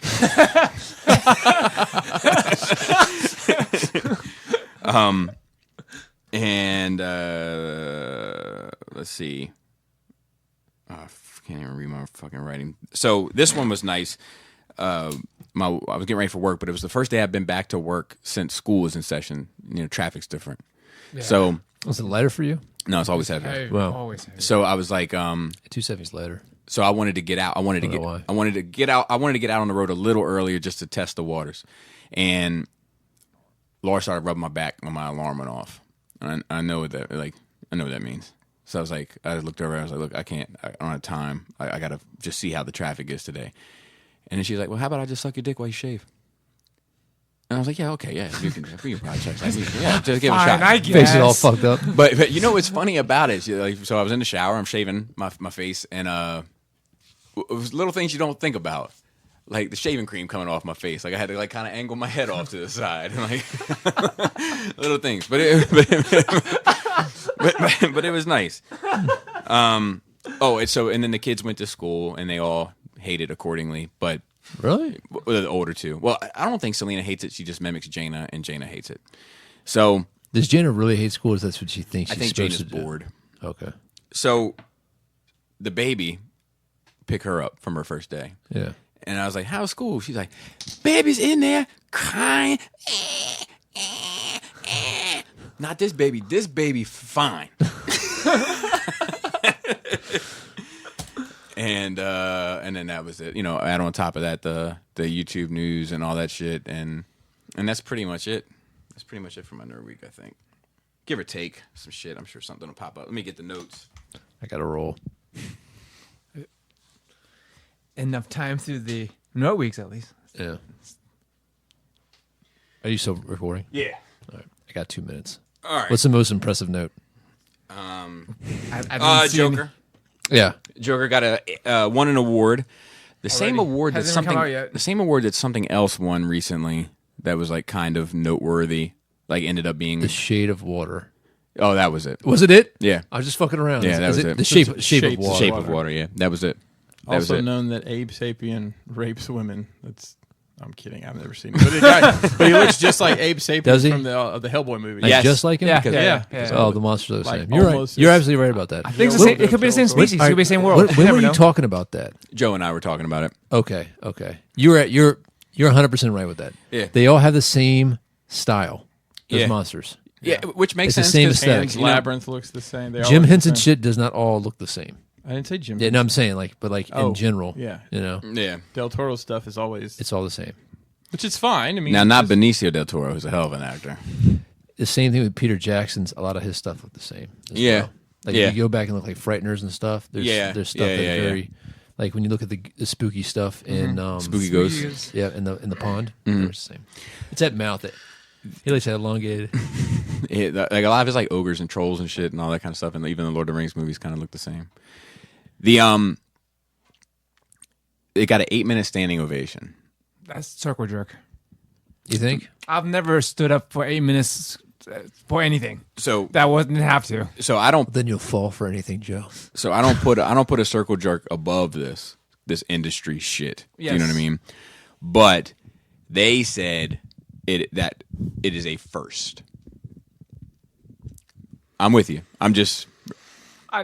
I'm very numb What to do you? this shit. I'll tell you, man. Like, what is that good? Have you ever fucking felt like you want to stand up for 8 minutes of clap for something that you've watched in your life? I've never clapped for anything for 8 minutes in my life. I don't think I've ever clapped. My for hands for 8 would get minutes. tired. I may have. I've never thought anything was that good. Yeah, not for 8 I know minutes. a few people who do. Yeah. Like even if like the real life Jesus came back, I'd be like, good job. Good job. That would be Not it. those imposter Jesuses.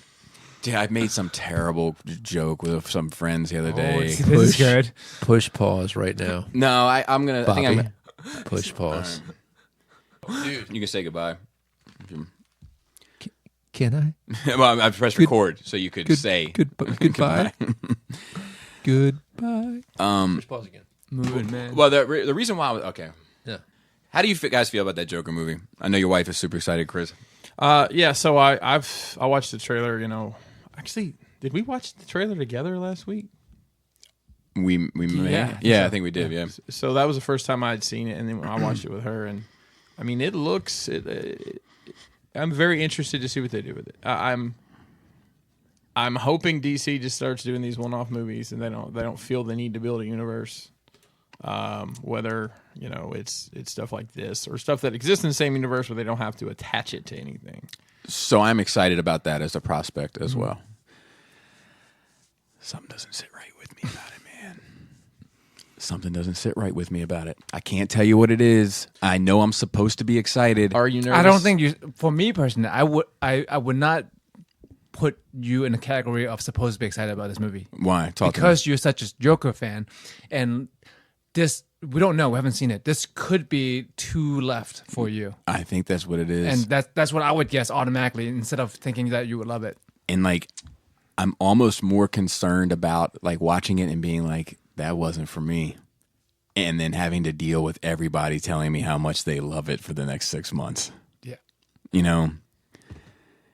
Oh God, I don't know what it is. Especially when they assume you're gonna like, Bobby, that was great, right? I'm like, yeah, yes, That's the dude. I'm problem. already getting texts from people, normie as fuck. You know what I mean? normally it's Like that are like, dude, I know you're pumped about that Joker movie, and I just say yeah, because it's too exhausting to go into my feelings about It it. looks good, man. Yeah, See, I know you better than that. dude, there's something about it that's like, it's like I was just gonna make a terrible comparison. It's like That thing that Adam just said, is it that terrible? no, but it may be along my lines. It's like, let's say you meet a girl and she's beautiful, she's gorgeous, and you and you have dinner with her, and in your head you're like, this isn't gonna last. Like you're into her, but you're like, this isn't gonna last. Like this is not I won't be marrying this person. Just a question I just thought, because that when you said that, did any of you picture it? Anybody in your head? When You just said with my initial idea or with my backup? With your most beautiful girl in the world. Oh no. Did you ever? No, I didn't picture anybody. Dumb or no? Did you picture Sappy? Did you picture Chris, that came into my head. See, that's I was gonna say, not Joe. dumb at all, man. I like that type. Like, I as like soon as that you said it, shit. you saw me look up, and it's like, and Chris, that came out. Like, that's I weird. figured. I thought in your head you realized what I was going to say initially. I thought in your head you were thinking ScarJo. I mean, she's. Well, I'm not into old chicks, but like her 10 years ago, man, shit. I think you missed a right hook there. No, hey man, looks are looks. mean, I don't lump the two shit together. I can set him up. That's all I can do. Yeah, man, I don't know what it is. There's something that's like, My there's something that's question telling me is- don't get attached. My question what it is, just like you with the Transformers movies, if they didn't, it matters. If they can name this movie Bobo the Clown, would it be the same movie? And if it is, then it's not a Joker movie. Exactly. And it's funny you bring up Transformers because that is what it makes me think of, except I would be able to objectively say this is a really good movie. But it's wrong. And can you, like, some of these characters? And I may be wrong. I'm not committed to the idea. Yeah, we haven't I'm just seen saying it. I'm having a gut reaction. Yeah, because some of these characters I feel like can exist on their own. Like Batman, it's always Batman because he's wearing what he's wearing. So like Joker, is he just a clown if he doesn't have any other characters to interact with? That's a question. If it's just a Joker story with nobody else in it, can you definitively say that's definitely a Joker story, or can you put any other clown name on him and that would be? Oh, like it. I mean, like it without the supernatural. Right. It's a good question. Yeah, man. This might be one of those things. Not that I ever asked for a Joker movie, but this might be one of those things like careful what you wish for. Yeah. Yeah, I could see that being like one that goes in the show movie. Bring it back. Work out. but I'm good with a Batman movie without Joker. I'm not sure I'm good with a Joker movie without Batman, especially told in this way where he had some relationship with Bruce as a kid, and all this shit is interwoven. It depends on how it's done, but like, yeah, it and says like, a lot of do flags. they make him some sort of super victim? Because he has a bit of a victim backstory, but it's not the same. And here's the thing: let's just devil's advocate here, say that this is a social justice warrior vibe to it. Is that? I'm just saying, devil's advocate. Okay. How the hell do you tell that story in that space though? So who's I don't know. I'm just saying. I mean, you seem to be getting a weird vibe about it being maybe just super slanted politically. Oh no, not politically. Is that not no, what no, you no, said? no, Okay. no, no, no. Well, you said slanted. Somebody said something slanted left, and I guess. Oh I took no, that just as, left to center. Well, I'm glad we could talk through that and be on the same page. I think of something completely different every time I hear slanted. Oh my God, Joseph, you are a terrible human being today. Do you think Holiday Inn was a better song by Chingy than Right There? I think I'd probably lump them together at the same level of quality, which is to say, not much of. Fair, but huge records. Yeah. The thing is that like I don't know if what scares me about it is that like, you know, if they made if this character only feels like Joker to me in name only. Right. Yeah. It's like a Blitzwing and Starscream. Yes. I mean, yes. I look at it this yes. way. I look at it this way. They've got I don't even know if they really do Elseworlds books anymore. But there was some really cool shit they did in the Elseworlds that it lets you detach yourself from the canon. Sure. But so here's and once again, without seeing it, and I hate to be the guy hating on something because I'm not hating on it. I'm going to go opening night. You just say you have cautious. I'm afraid of being hurt. Martha Wayne, not again, not again. Martha Wayne as Joker in Flashpoint. Are you familiar? I'm not. Okay, you didn't watch Flashpoint? So. Is it? Do they cover that in the cartoon? I can't remember. Yeah, so it's great. I love the cartoon. And the comic is fantastic as well. Especially, it's one of those books where, like, if you read the original book, you're like, oh well, that was fine. But if you read it all, you're like, holy fuck, that's pretty epic. Right. There's a bit where you see this Batman of an alternate universe where Bruce was killed instead of the parents. I'm familiar with that. I never knew that Martha became... So the father becomes Batman. Yes. The mom becomes Joker. Okay. She goes crazy, you know. And for some reason that Joker feels more right to me than this one, just at face value. You know. And I can't put my finger on exactly why, but something tells me be cautious. Let's see. Oh shit, I must not have put any notes in here that I meant to. Let me take a look at this real quick. All right, so here's the first one. Draggin Ballz.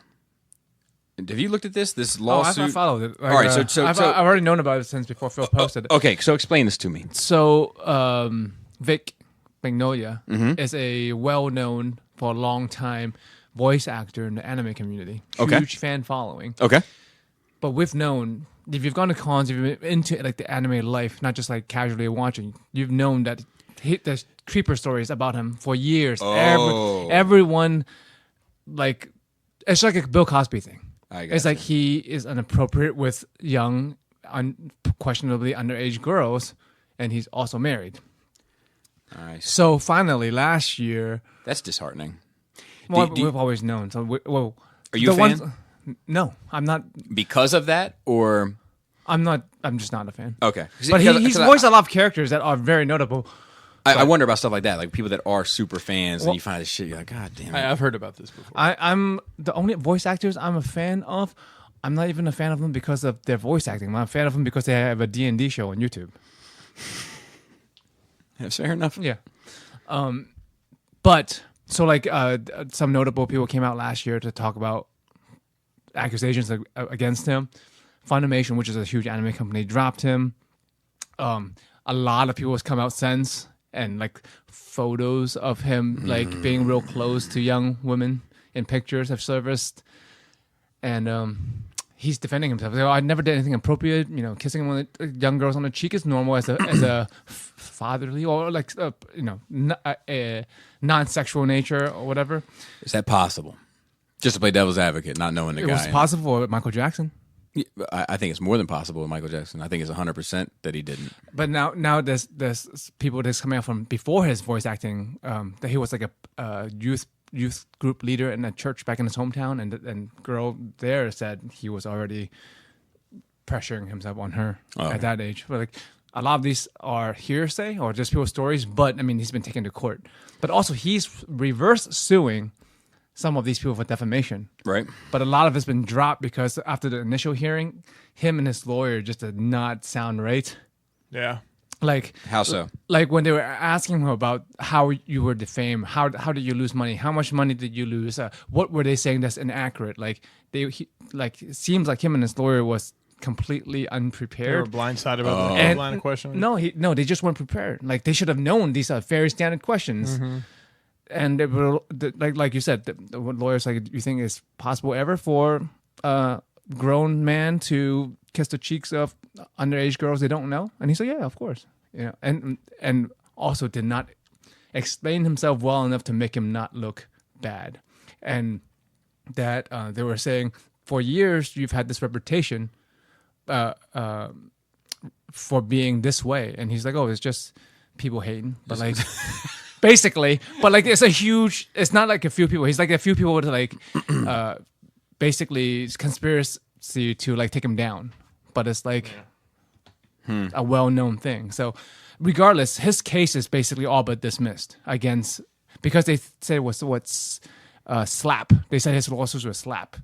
Oh, like which is to shut down anyone who tries to sue you, which is what a lot of big companies do. If you try to sue them, they'll just reverse sue you, like because they have the money to, and just to shut you up. Tied up forever. So, but if he's guilty of that, then he will have to pay for their lawyer fees. But anyway, it doesn't look good for him, as most of us already expected it wouldn't. Yeah.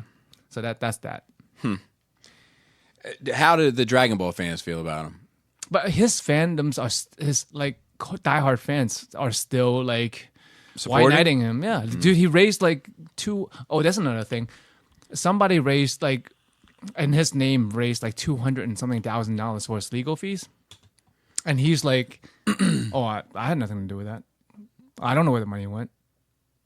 But like, it's been shown that him and this person that set up the funds have a relationship. Right. So it's just a lot of sketchy on top sketchy, yeah. Yeah. But like when things like come out like this, it's nice that like people finally getting their just desserts. But it's like sometimes I feel like it's too little. We can eat just dessert? I can. I don't have children. I can do whatever I want. Sorry. Sometimes I do. But it's like, man, I feel it's just like Bill Cosby and stuff. I'm like, man, like it sucks because they've already, and Weinstein. Weinstein is mean. The dead guy. Who's the dead guy? The guy that quote unquote kill himself. He's like another Steen or Stein, isn't he? I think so. Paul Giovanni. No. That would be awesome. No, it wouldn't be awesome. Why would you say that? No, not that it would be awesome. I'm sorry, I had him and the guy from Capote mixed up there in my head for a second. But like, it's like pretty sure it's not Paul Giamatti. Just putting it up. Yeah. But like, they've already gotten away with for decades. They got theirs. Like by the time justice comes to them, they're not even real. Are they really getting justice? They've got to live this lavish life for like the last 30, 40 years. They got to get away with doing whatever they want with all these victims. I don't know. But it's one of those things in life is you can't do anything about it. So like, better get them now than never. The next note is, I'm afraid the wounds are fatal. Spider-Man Sony MCU decision is final. Yeah, they didn't. I didn't. I'm Yeah, not surprised by that. Nor I. Disappointed, maybe. Interesting thing. My oldest son Mason is very Spider-Man Centric. heavy. Yeah, Spider-centric in his. Unlike in you, his collection. because we've had a lot of questions for you that you couldn't answer about Spider-Man last week. Exactly. Yes, and you're very fluid on top of that, so That's you have no right. strong connections to really anything. He said to me, is it bad that since Spider-Man's not in the MCU anymore, I just really don't give a shit? A lot of people Like, are saying that though. We'll see when we'll see the wallets Right. when it comes out. But I said, so you don't, well, he's like, well, I don't want any, like, I don't like the figures I have from that now. I feel like they're invalid. Yep. You know, like I don't want the figures. that Bobby from that. feels.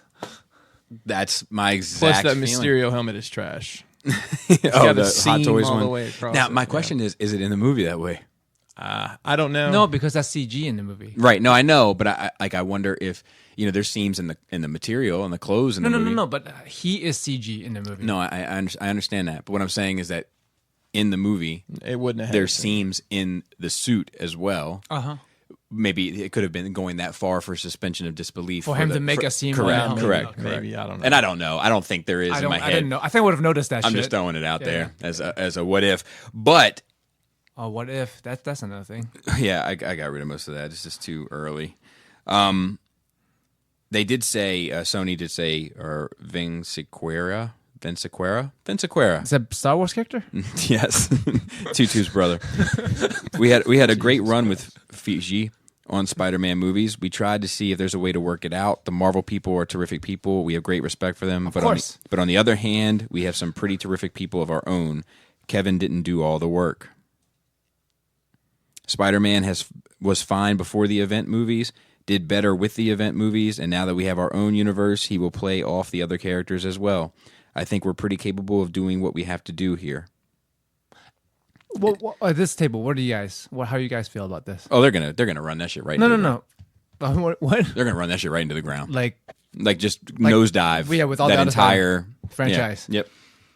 And then it'll lay dormant for 5 to 7 years. They'll reboot it, and it'll do the great. same thing. It's going to do the same thing again. They're going to take it. And Yep. it's gonna, It'll do great. Great and then expectations on the first movie, and then it'll nosedive. And the moment that the money starts slipping, they'll end it, and then they'll reboot it for big money, and then they'll end it when that money starts slipping. yeah, because that's doable. Just because as humans we have limited lifespans and we grow older, they will always have a new generation, like Transformers. They'll just make a new show or something. Yeah, no, I think that's what they'll do.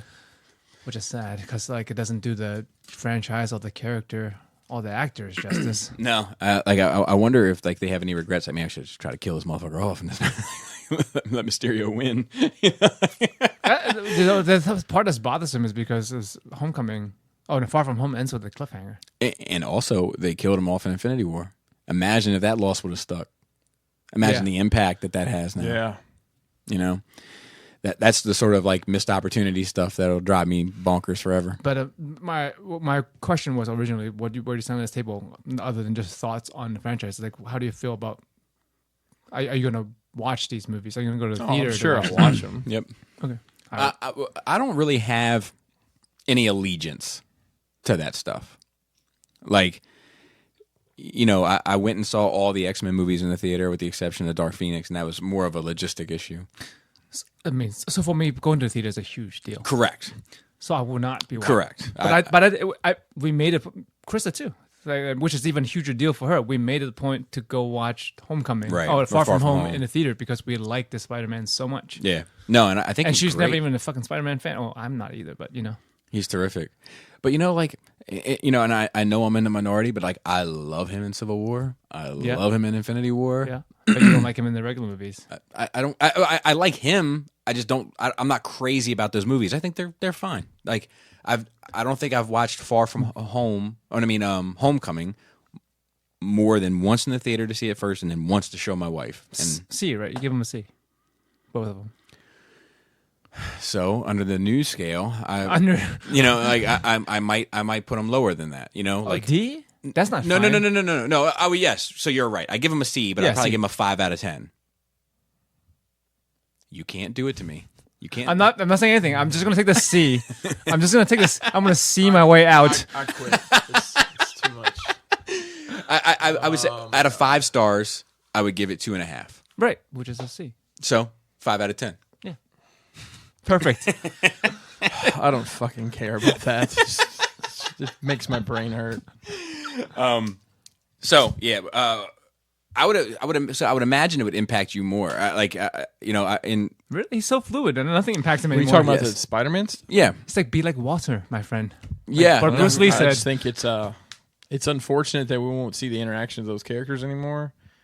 I guess what we'll see now is how much involvement Sony really had in that process to see what they produce. And listen, the Venom movie was a great. I believe I said on our review, it was a great, or somebody. It's a great monster movie that happens to have a Marvel character. Correct.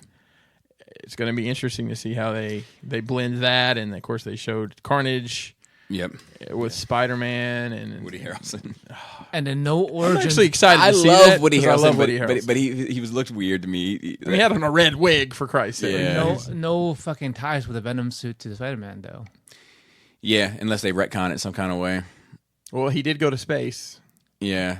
So here's I my didn't even watch this Venom movie.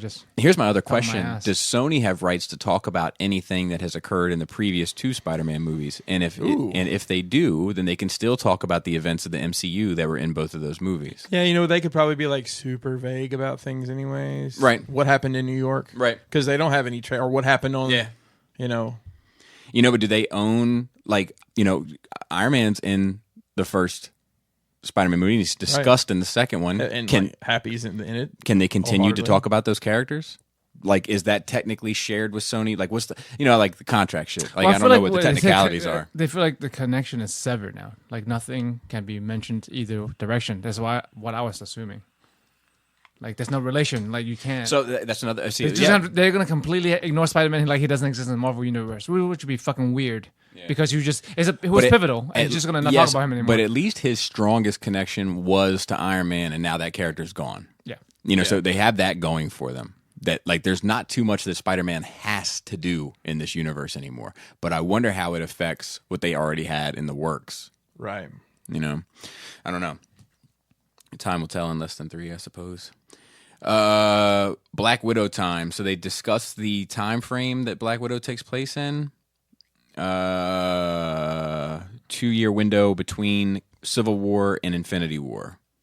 So that doesn't cover her origin. Like that, I would imagine we'll get flashback stuff. But if they don't do flashbacks to her origin, I don't know if I care about this movie either. Like, I kind of care about where she came from, like the ballerina shit that they showed. Like, I'm like, man, that's like, show me that. I'm down for that ride. Yeah. Right. But I'm not sure if I'm down for the just go into hiding ride. Well, and I think one of the reasons is, and Joe alluded to her being, an old broad now. Whoa. I don't know that she could play. Pull off that 15. Yeah. Probably the age. I know, but I mean that's really far. I mean, when you go that young though, they could have just made it get a different actress. Mm-hmm. And they may very well have a different actress doing flashbacks that leads into another movie. And it may be more palatable just to have short bursts as opposed to a long story if you're going that far. I mean, you can just go watch La Femme Nikita on USA after WWE Raw if you really want to. That's true. And then some silk stockings to talk about. Dude, the amount of times that I viewed the first 5 minutes of silk stockings on a regular basis, couldn't count. Yeah. Couldn't count. Nice. It was always the first 5 minutes that had the power. Yeah. And then we had a Q&A. I know we got one question. And I'll double. I didn't even see any. Yeah, I'll double check. It was We're early this week too, Monday. Yes, we are. Get your questions in by Sunday, people. It said Han and Chewie, Thelma and Louise, Simon and Kamina of Gurren Lagann, Leslie Knope, Simone and Kamina.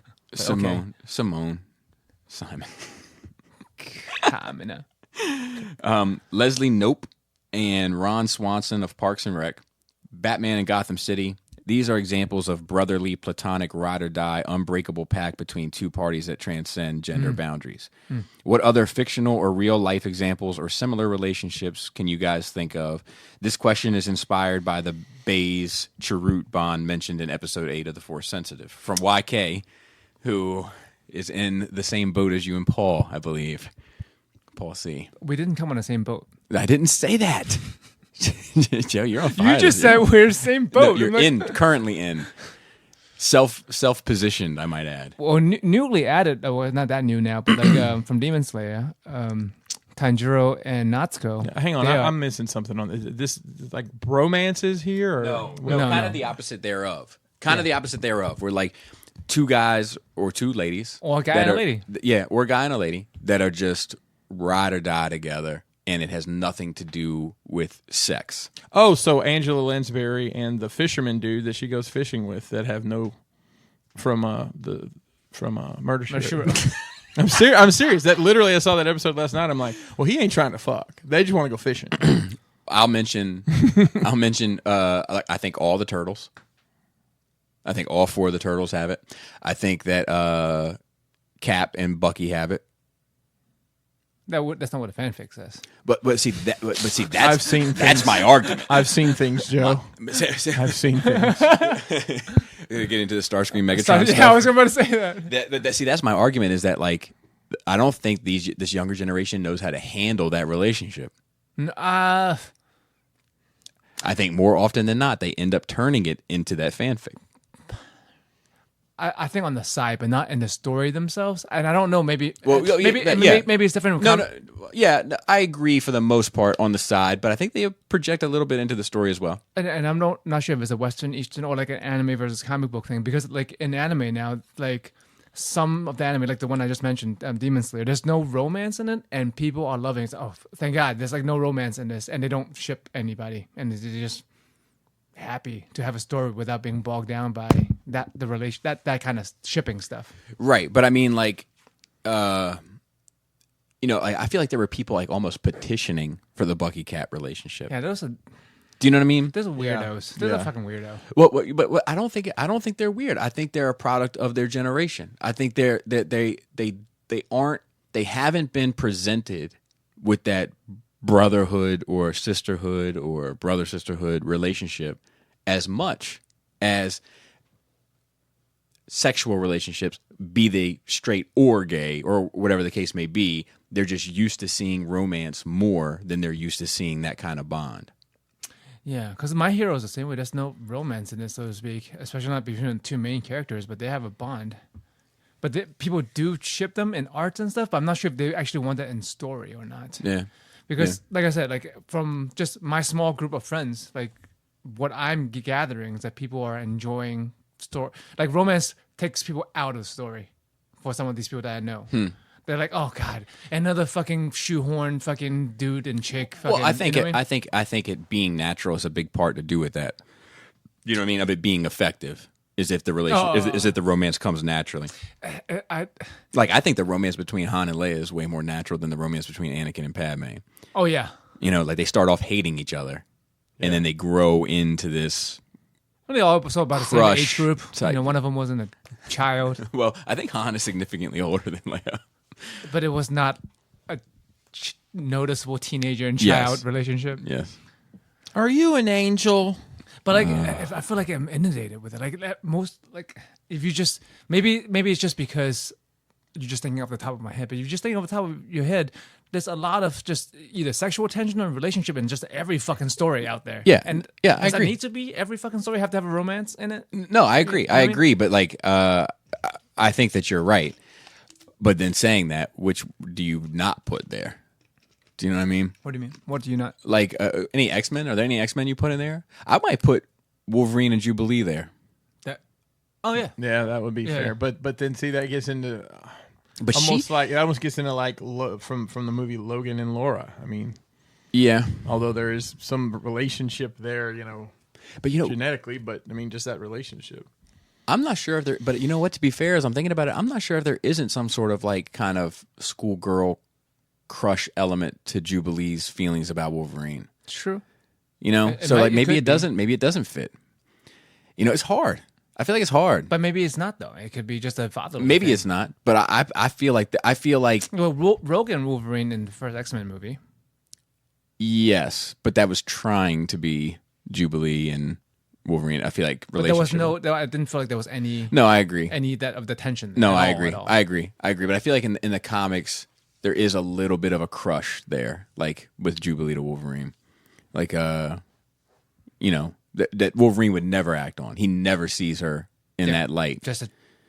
And I think that she sees him only the slightest bit, but it does affect the rest of it. But yeah, I don't know too much other stuff. Magneto and Professor X. I think that's way more complicated. That's definitely fanfic of that, too, I'm sure, right? Well, I almost feel like Magneto and Charles. Like, I feel like they both are like Charles doesn't want to kill him. You know what I mean? And I don't think Magneto wants to kill Charles either. But I also feel like if they both had to pick for someone to kill the other, it would have to be them. Yeah, that makes sense. Yeah. And then I'll check real quick to see if we got any others. And I can't think of any other relationship ones off the top of my head. Anyway, I've been looking around and like I was trying to think about something in DC. I can't think of anything. Everyone's fucked everyone in DC, right? Well, there has been a lot of that, but then there's also like none of Batman's relationships are like that. Like he has like some father-son relationships, and what about him and Clark? I know that's super complicated too, but at the end of the day, are they there for each other? Yeah, I think so. I think that's fair. I think but I also agree with you. I think it is more complicated than the other examples, but I think at the end of the day, as long as it doesn't violate any of Batman's principles. What about Aquaman and that dolphin? Oh, come on, man. I mean, I'm sorry. I'm getting confused about the deep from yeah. The deep. That was so fucked up. Yeah. But yeah, I can't think of too many. I would like the other two that come to mind are like Hawkman and Hawkgirl, but there's definitely sexual. Oh, they've been rubbing them wings together. There's no way they pluck each other's feathers, so to speak. And I think that does it for questions this week. I just thought of one maybe. Mm-hmm. Hawkeye and Kate Bishop in that the book Paul lent us. They have kind of a platonic vibe to them. But I would say that I agree with you. I also think there's a little bit of like kid sister or like. Well, and see, that's a whole other thing. Kid sister, but how does that play into this? I know, because that's kind of the I know, or kid brother, and then that gets into the Batman and 12 Robins, and at least they Dick keep dying, and that's what she said. Bebop and Rocksteady. The Mausers and Baxter Stockman. That's right. Down for each other. Baxter Stockman. Mutagen Man. Pulling them out of the crates now. Star Wars stuff. I only have two things to talk Do about. you think Skeletor and Evil Lyn gets it on? No, I think Skeletor and Beastman get it on. Have you ever seen that video? No. Whoa. No. There's a song by CK. Are you familiar with the band CKY? It's Bam Margera and those guys. Oh, they have a song about it's literally the entire song is about Skeletor and Beastman fucking. And Beastman says, "I've got AIDS." Beastman AIDS. I'll have to send this to you. It's ridiculous, but it's funny. But I do pick up on some sexual stuff with them too. Really? But I have a feeling that in the animation you do. No, but I haven't. It's been a long time since this is his fan fiction in his head. It's got a skull face. And Yes, he does have one He-Man statue in the. Yeah, it's in a the fact. Here. But like in the movie, I feel like there's some weird sexual tension between the two of them. Like I could see that. Okay, and that actress just. She's sexy as fuck. She has that vibe about her. She has the Evil Lyn vibe. She got them Betty Davis eyes. Yeah. It is in the eyes with her. Yeah. A couple things about Star Wars real quick. They had some information come out on Giancarlo Esposito's character, the Imperial officer. The Moff says he's an Imperial remnant of a very fine officer who then switches to become sort of the guardian of the people. Now, what series is this supposed to be from? The Mandalorian. Okay. But what does Moff Gideon really want? This guy is going to be a big player because he has an idea of how to keep order. In a way, you might call him an underworld character. You may also look at him as a savior, as someone who might bring back some order of the world after it's collapsed. That is something that I am hoping for in this Mandalorian, is that good and bad is not clear. Right. Yeah. Gray area. Yeah. There's no mustache twirlers, and there's no, you know what I mean? And there's no hero. And there's no hero holding the girl with a cape flowing behind them. Like, nobody is all good and nobody is all bad. Everybody's just. Yeah, I'm down for that. Yeah. I'm down for, it's a more interesting. scoundrels to get things done. Yeah. That's what Bounty bounty hunter stories should be. Yeah. Regardless of genre, because like that, they're the ones who rise the gray line. Yeah. So I remember my note what the writing says now, but Jana was my oldest daughter, was cleaning the house yesterday and trying to get money. She's trying to buy sleeping Eevees and sitting Eevees and Eevees playing basketball and Eevees playing baseball. And Fair. And she was like, we're paying her terrible wages. I mean, she might as well just go work in a factory somewhere overseas. Like, we're paying her terrible wages. We're developing She doesn't know that. a very Yeah. She complicated doesn't know the value of a dollar. point system to earn money. She must never know. Yeah. Or we're fucked. Because if she ever decides to sit back down at the table to negotiate her wages, like, she won't need union representation to get a raise because we've become dependent upon the work that she's doing. So that's neither here nor there. Nobody tell her. Anyway, she was like yesterday. She's smart, you know what I mean. She's like, sure, I'm doing a lot of work. I'm like, yep. Like, for a little bit of money. I'm like, yep. She's like, why do I feel like a bounty hunter? And Laura said, well, then what am I? She's like, I don't know, Jabba the Hutt. Oh my god! Oh wow, Oh shit! that's brutal. Anyway, I brought that up to say this. The note that I remembered is we watched Rogue One to continue our pacing of watching all the Star Wars movies, and everybody loved it. But the one thing that was like special for me was so we're watching it, and Jaina is laying at we watched it in my bed. All the kids and the Eevees stay on the fucking floor because there's not room. Huge. Yeah, they're huge. And it's a long story, but it's because our Blu-ray player won't fucking play the DVDs in the middle floor anymore. It buffs and it does all this other shit like I'm fucking streaming it.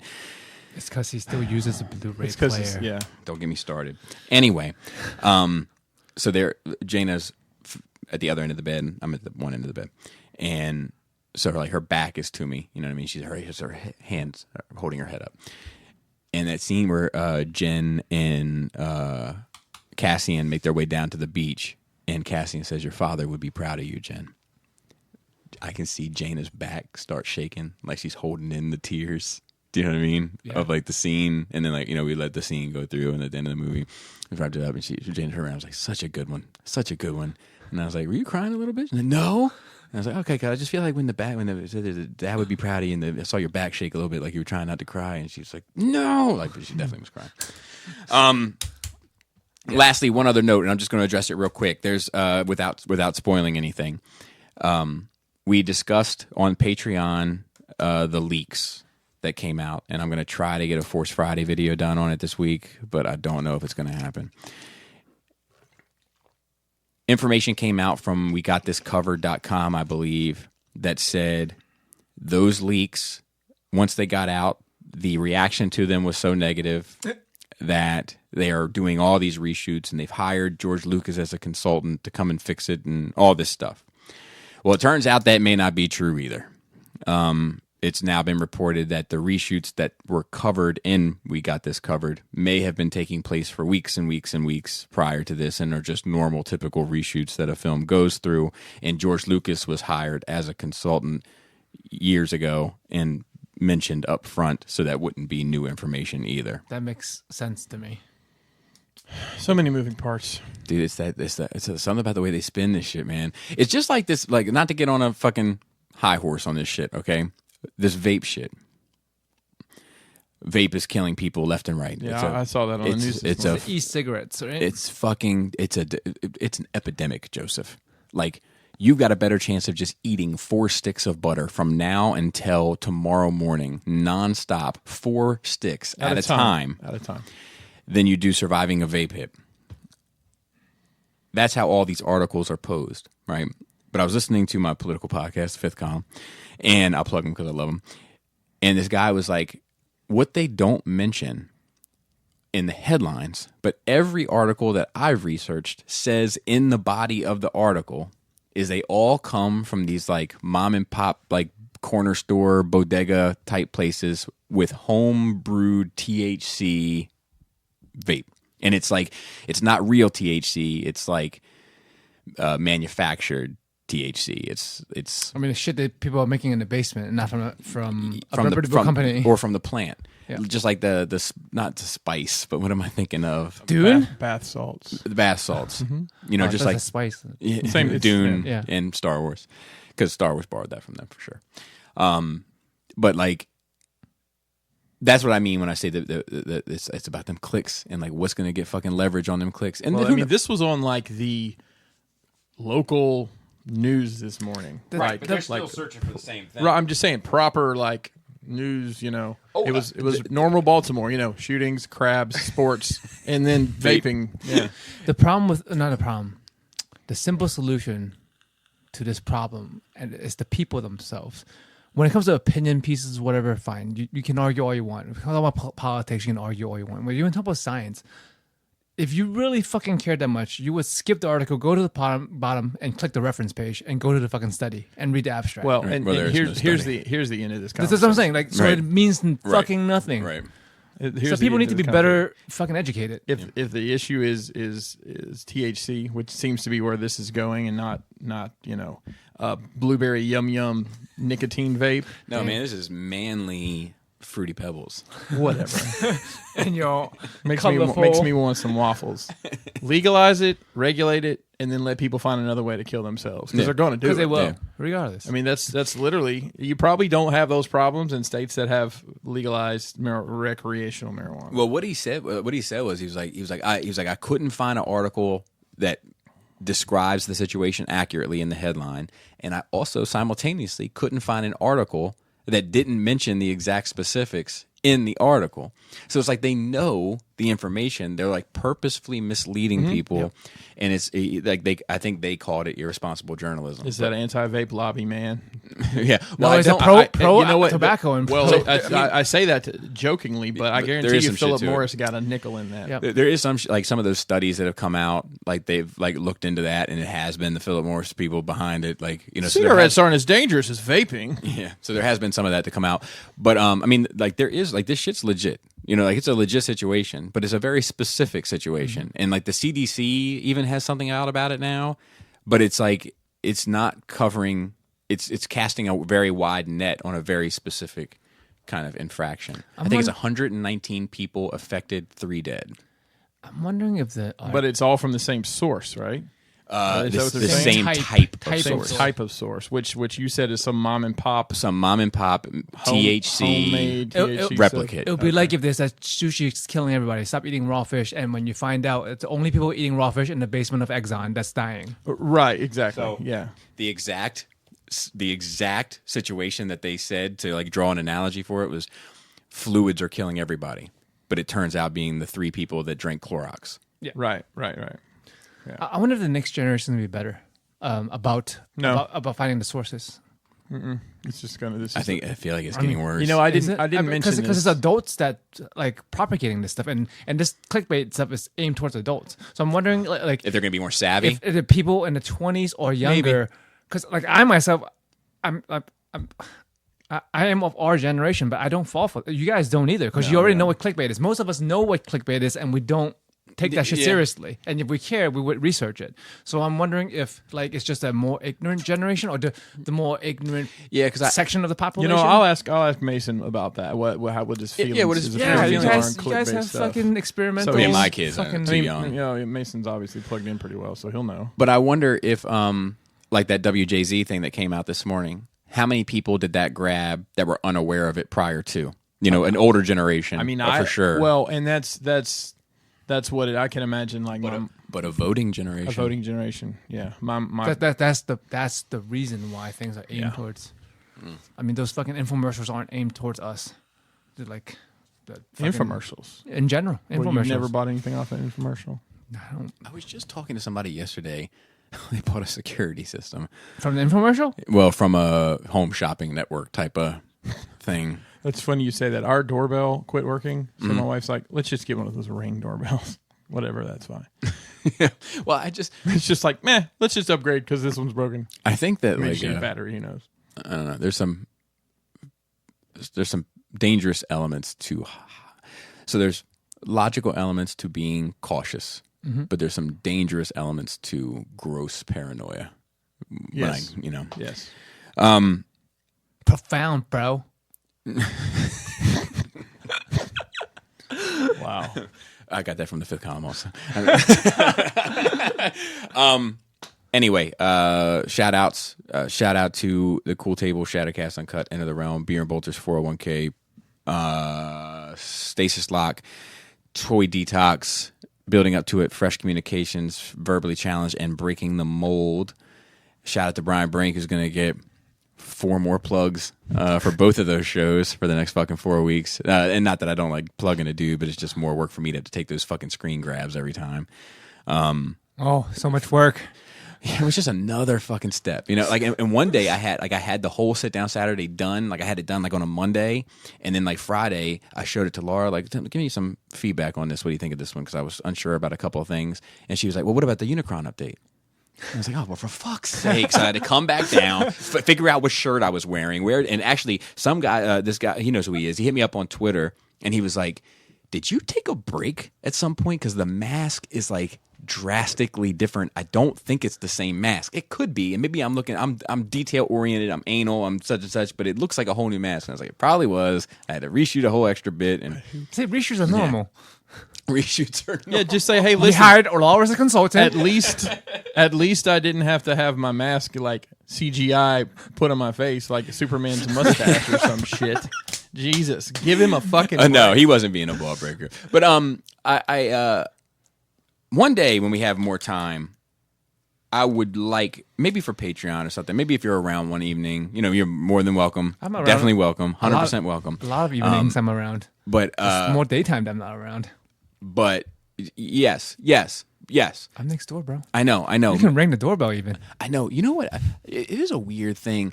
Do you remember when you were kids? Did you ever like you wanted to go outside to get a friend to see if a friend could come outside? Did they have houses close to one another? And No, we Oh, all in had Alabama? 100 acres. Right. No, of course not. Grew up in fucking neighborhood. Yes. It's like, well, his grandpappy wasn't going to build his so close to mine, but Yeah, that's how it works. but like, so my dad, if I was like, Dad, I want to go outside and see if Mike can come outside or if Colin can come outside or this one and that one, he would be like, oh, okay, go outside. But my mom's house, I had a couple of friends in that neighborhood, and I'd be like, hey, I want to go see him. Like, no, that's rude. You can't go outside and ask these people to come outside. Like, I'll talk to their mom and see if they're, like, there was a difference in how they handled that. Like, my dad was like, well, the kid can't come outside. The fucking parents say no, and that's the fucking answer. Save me a step. I'm not calling these fucking people. I don't even know their number. Right. And what if they have a weird number and it's long distance and it charges me a nickel? I'm not having that. Not in my house.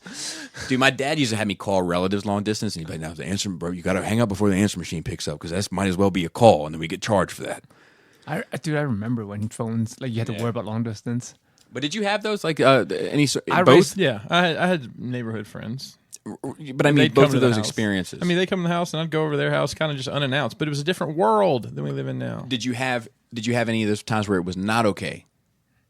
Like, no, I'm gonna ask their parents if they can. I can't think of anything, but I can relate to something that's happened, like literally happened in my house yesterday. So my mom, the reason why, because I know kids do it today. It's all they do. Like every play date, quote unquote. I hate that fucking word, by the way. Terrible. I know that my kids have had, bar one with the girl that lives right behind the house, has been 100% organized by the parents. Yes, that definitely happens now. That's Yes, but weird. back then in our day, my mom still did it, and my dad didn't. I say all that to say this is sometimes I feel that way today. Like we do it with I don't do it. My wife does it with the kids, and I feel that way about my friends as well. Like where I'm like calling someone to say, "Hey man, you want to come over, or do you want to get together?" is like the same as like my kid knocking on somebody's door. I'm like, no, we don't do that. We gotta, I don't. We definitely did that in the whole neighborhood. I never had to ask. Like, you just knock on or call people. You just call your friend to see if it's free. Right, which is what I did as well. But I'm saying like now, It was never set up unless we had to. We need a ride. Then we had to ask Right, a parent. and that's, but I'm that's saying different. now like the roller skating ring on a Friday night. now I won't like just randomly hit you up like, hey man, you want to come over and kick it for a minute? Because it feels, there's something about it that feels imposing. See, I think it's because you're a parent, honestly. Because like I would be perfectly cool with that. Like I move closer to everybody, so any of you can hit me up. I don't if I'm not working, I'm free. The reason I don't do it because I do feel like I'm imposing because you guys do have shit to do. Like you have your YouTubes and contents and family and fucking kids. You with your mesco and kids. like I feel like you guys have things more priority to do than just to hang out. So that's why I don't ask. But for me, like. I just got it's a considerate thing. If I knew you weren't doing anything, you had no kids home, then I'd be like, you want to hang out? Yeah. But I feel like you're always doing something. So maybe I'll try to set something up for soon because there is a conversation that I want to have about my YouTube future. Not here, like on a Patreon, but about how I feel about it in general, and how things like this MP44. Dude, I like watching the house burn. It's like if I have, and I don't want to say nail in the coffin, right? I don't want to say that because that's not accurate. But if I was building a home and it was a nail going to the board, but the board maybe didn't quite fit, the constant MP44 shit is the fucking hammer slamming on top of the. It's like I feel like sometimes it's like being a DJ, and the requests that you get are for music you hate. Oh, like, I can imagine like a wedding DJ or a bar mitzvah DJ or something. I would imagine. And it's not that I hate the MP44. I'd be much more interested in having a conversation about the effects of MP44 on the fandom than reviewing MP44 because itself. everyone else is going to do it anyway. Yeah, right. Or like people are going to have it or not have it regardless. And I can't win, right? I can't win. Like there's no way for me to come out on top, so to speak. You never want to come on top anyway, Bobby. No, I usually do come out on top. I thought you were more of a bottom, man. Well, on top of the ass. But like if I say it's like whatever I say is just going to be how I feel about it. Mm-hmm. That's just what it is. Yeah. But if I say it's great, I'm going to be dealing with comments for fucking 72 hours of people saying how I'm some sort of shill, or I've lost my mind, or I've lost my edge, or I've lost my whatever. If I say it's shit, I'm 72 hours. You just a hater. You Fans Toys elitist. You're if it was Fans Toys on the box, you would love it. If it, like whatever, like I'm going to have to deal with bullshit. Well, here's the easy answer: don't review it. Yeah, I know. Don't review it. But it's that penny. It's not that. It's not so much that. It's kind of a linchpin in the community, and I think it. And you're right. I think the conversation about the impact of it, and I'm talking about from a financial standpoint, because look, that's the most money a lot of people have ever spent on a single figure. I guarantee it. I know for sure it is. If you're not into anything else other than Transformers, that's the most third party. Right. It might be. It's at how much was Fans Toys Ultra? Fans Toys Omega 3 something. So this is the most to date. It would be the most expensive figure that I bought. If I bought it at $450 at American retail, it would be the most expensive action figure. I've got some statues that are that are pricier. But let's be honest, there's a lot of people who only collect Transformers. Correct. And they only collect Masterpiece or whatever. And that's a lick, man. That's a lot of money. And the thing that you got to keep in mind is escalation, right? Right. So, Bobby, let me ask you this. When you started collecting toys again, 5-6 years ago. $40 hurt. $40 hurt, right? So we've talked about this before. $20 Marvel Legends. Oh, $20. Oh, they have imports that look even better. Oh, they're $60. Oh, okay. Oh, this one's the limited edition one from Japan. Oh, it's $110. We can swing that. And now we're buying $400 fucking statues, or I'm and you skipped the Hot Toy step. Oh, I did. Yeah. And then you got Hot Toys, and they start out at it's 180. Oh, it's 220. Oh, it's 250. Oh, it's 300. Oh, that one's got die cast and it lights up. It's 400. Oh, they make a Hulk Buster that lights up and all this shit, and it's $1,200. Yep. So, I don't know. I think that is a good conversation that you should have somewhere. And if you don't want to review it, just put up a video. I'm not reviewing this, and turn off the comments. Turn off the comments. Yeah. Well, I have. I'm gonna review it. But there is this weird thing of, and I don't want to stay on this too long, but there is this weird thing of, I'm curious about it, so I do want to look at it, so to speak. But there's also the turn off to it is the part of it that feels obligatory. Right, like it's the next thing. Like you have to do. I don't have a choice. Like it's expected. But the crazy thing about it is, But you do. I know. It all But happened as at a the same time. As a reviewer, like kind of everything is. Any big release is Right. It's no more or less mean, mandatory yes, than yes. Roking. I'm was. sure there's. Yes, agreed. I'm sure Agreed. there's people right now that are furious that you haven't reviewed it. Oh yet. my God, yeah. I'm surprised your comments are Just blowing up. waiting for what's When's Scorpion has to say. MP44 coming? They're getting there. in already? They're Saying there. right now. They're there. Because it's been out a week. And it doesn't matter how many times I say it and how many videos. It's on his way. I'll, It's on his way. I'll review it when I get it. So when is it? Pinky promise. When is it doing? Is it coming from an American retailer or from? It is coming from an American. Oh, I know who it's coming from. Did he buy it here in the States? Or I did he think buy so. it It's overseas? supposed to be here Thursday. Okay. And then I'll review it. I don't know how long that's going to take because of the transformation. And 415 accessories. Dude, I want you. My goal is to have it up at the earliest Sunday. Yeah. And at the latest Monday is my goal. It's gonna be a long video, I bet. Yeah. I was talking to TTRX6 about the Zeta Unicron just because I was like fanning out over the fucking engineering. I think the engineering is fucking amazing. I watched the transformation 3 times. From what I see, I've only seen screenshots. And I was like, I can't wait till Bobby has to fucking review this. I want to see how long it takes for him to fucking quit or break it. I don't know. He might have to ask us to come spot him. Well, we didn't When have a you spot- review when you review the Unicron. you're gonna have like 4 people here. Yeah. It's a team lift. If it gets made.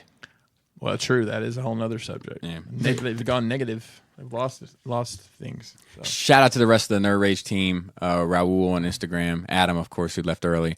Dante the Destroyer on Facebook. Manny behind the scenes. Gort on Force Sensitive. Marilyn Phil holding down the Twitter and taking care of our notes. And we don't really credit him enough for that. And Yeah, we would have no. yeah, we just it's notes a huge. is empty today. It's a huge help. We jokingly bitch about like I think there was 30 notes that he put in there for this week, and we kept 6, but we wouldn't have the 6 if it Yeah, wasn't for the wouldn't have 30. So Yeah. it is appreciated. And I think that's it. If I forgot you, I'll get you next time and apologize for it. All right. With that, Flappy Labius. Tatesy Tank. Tight dick player.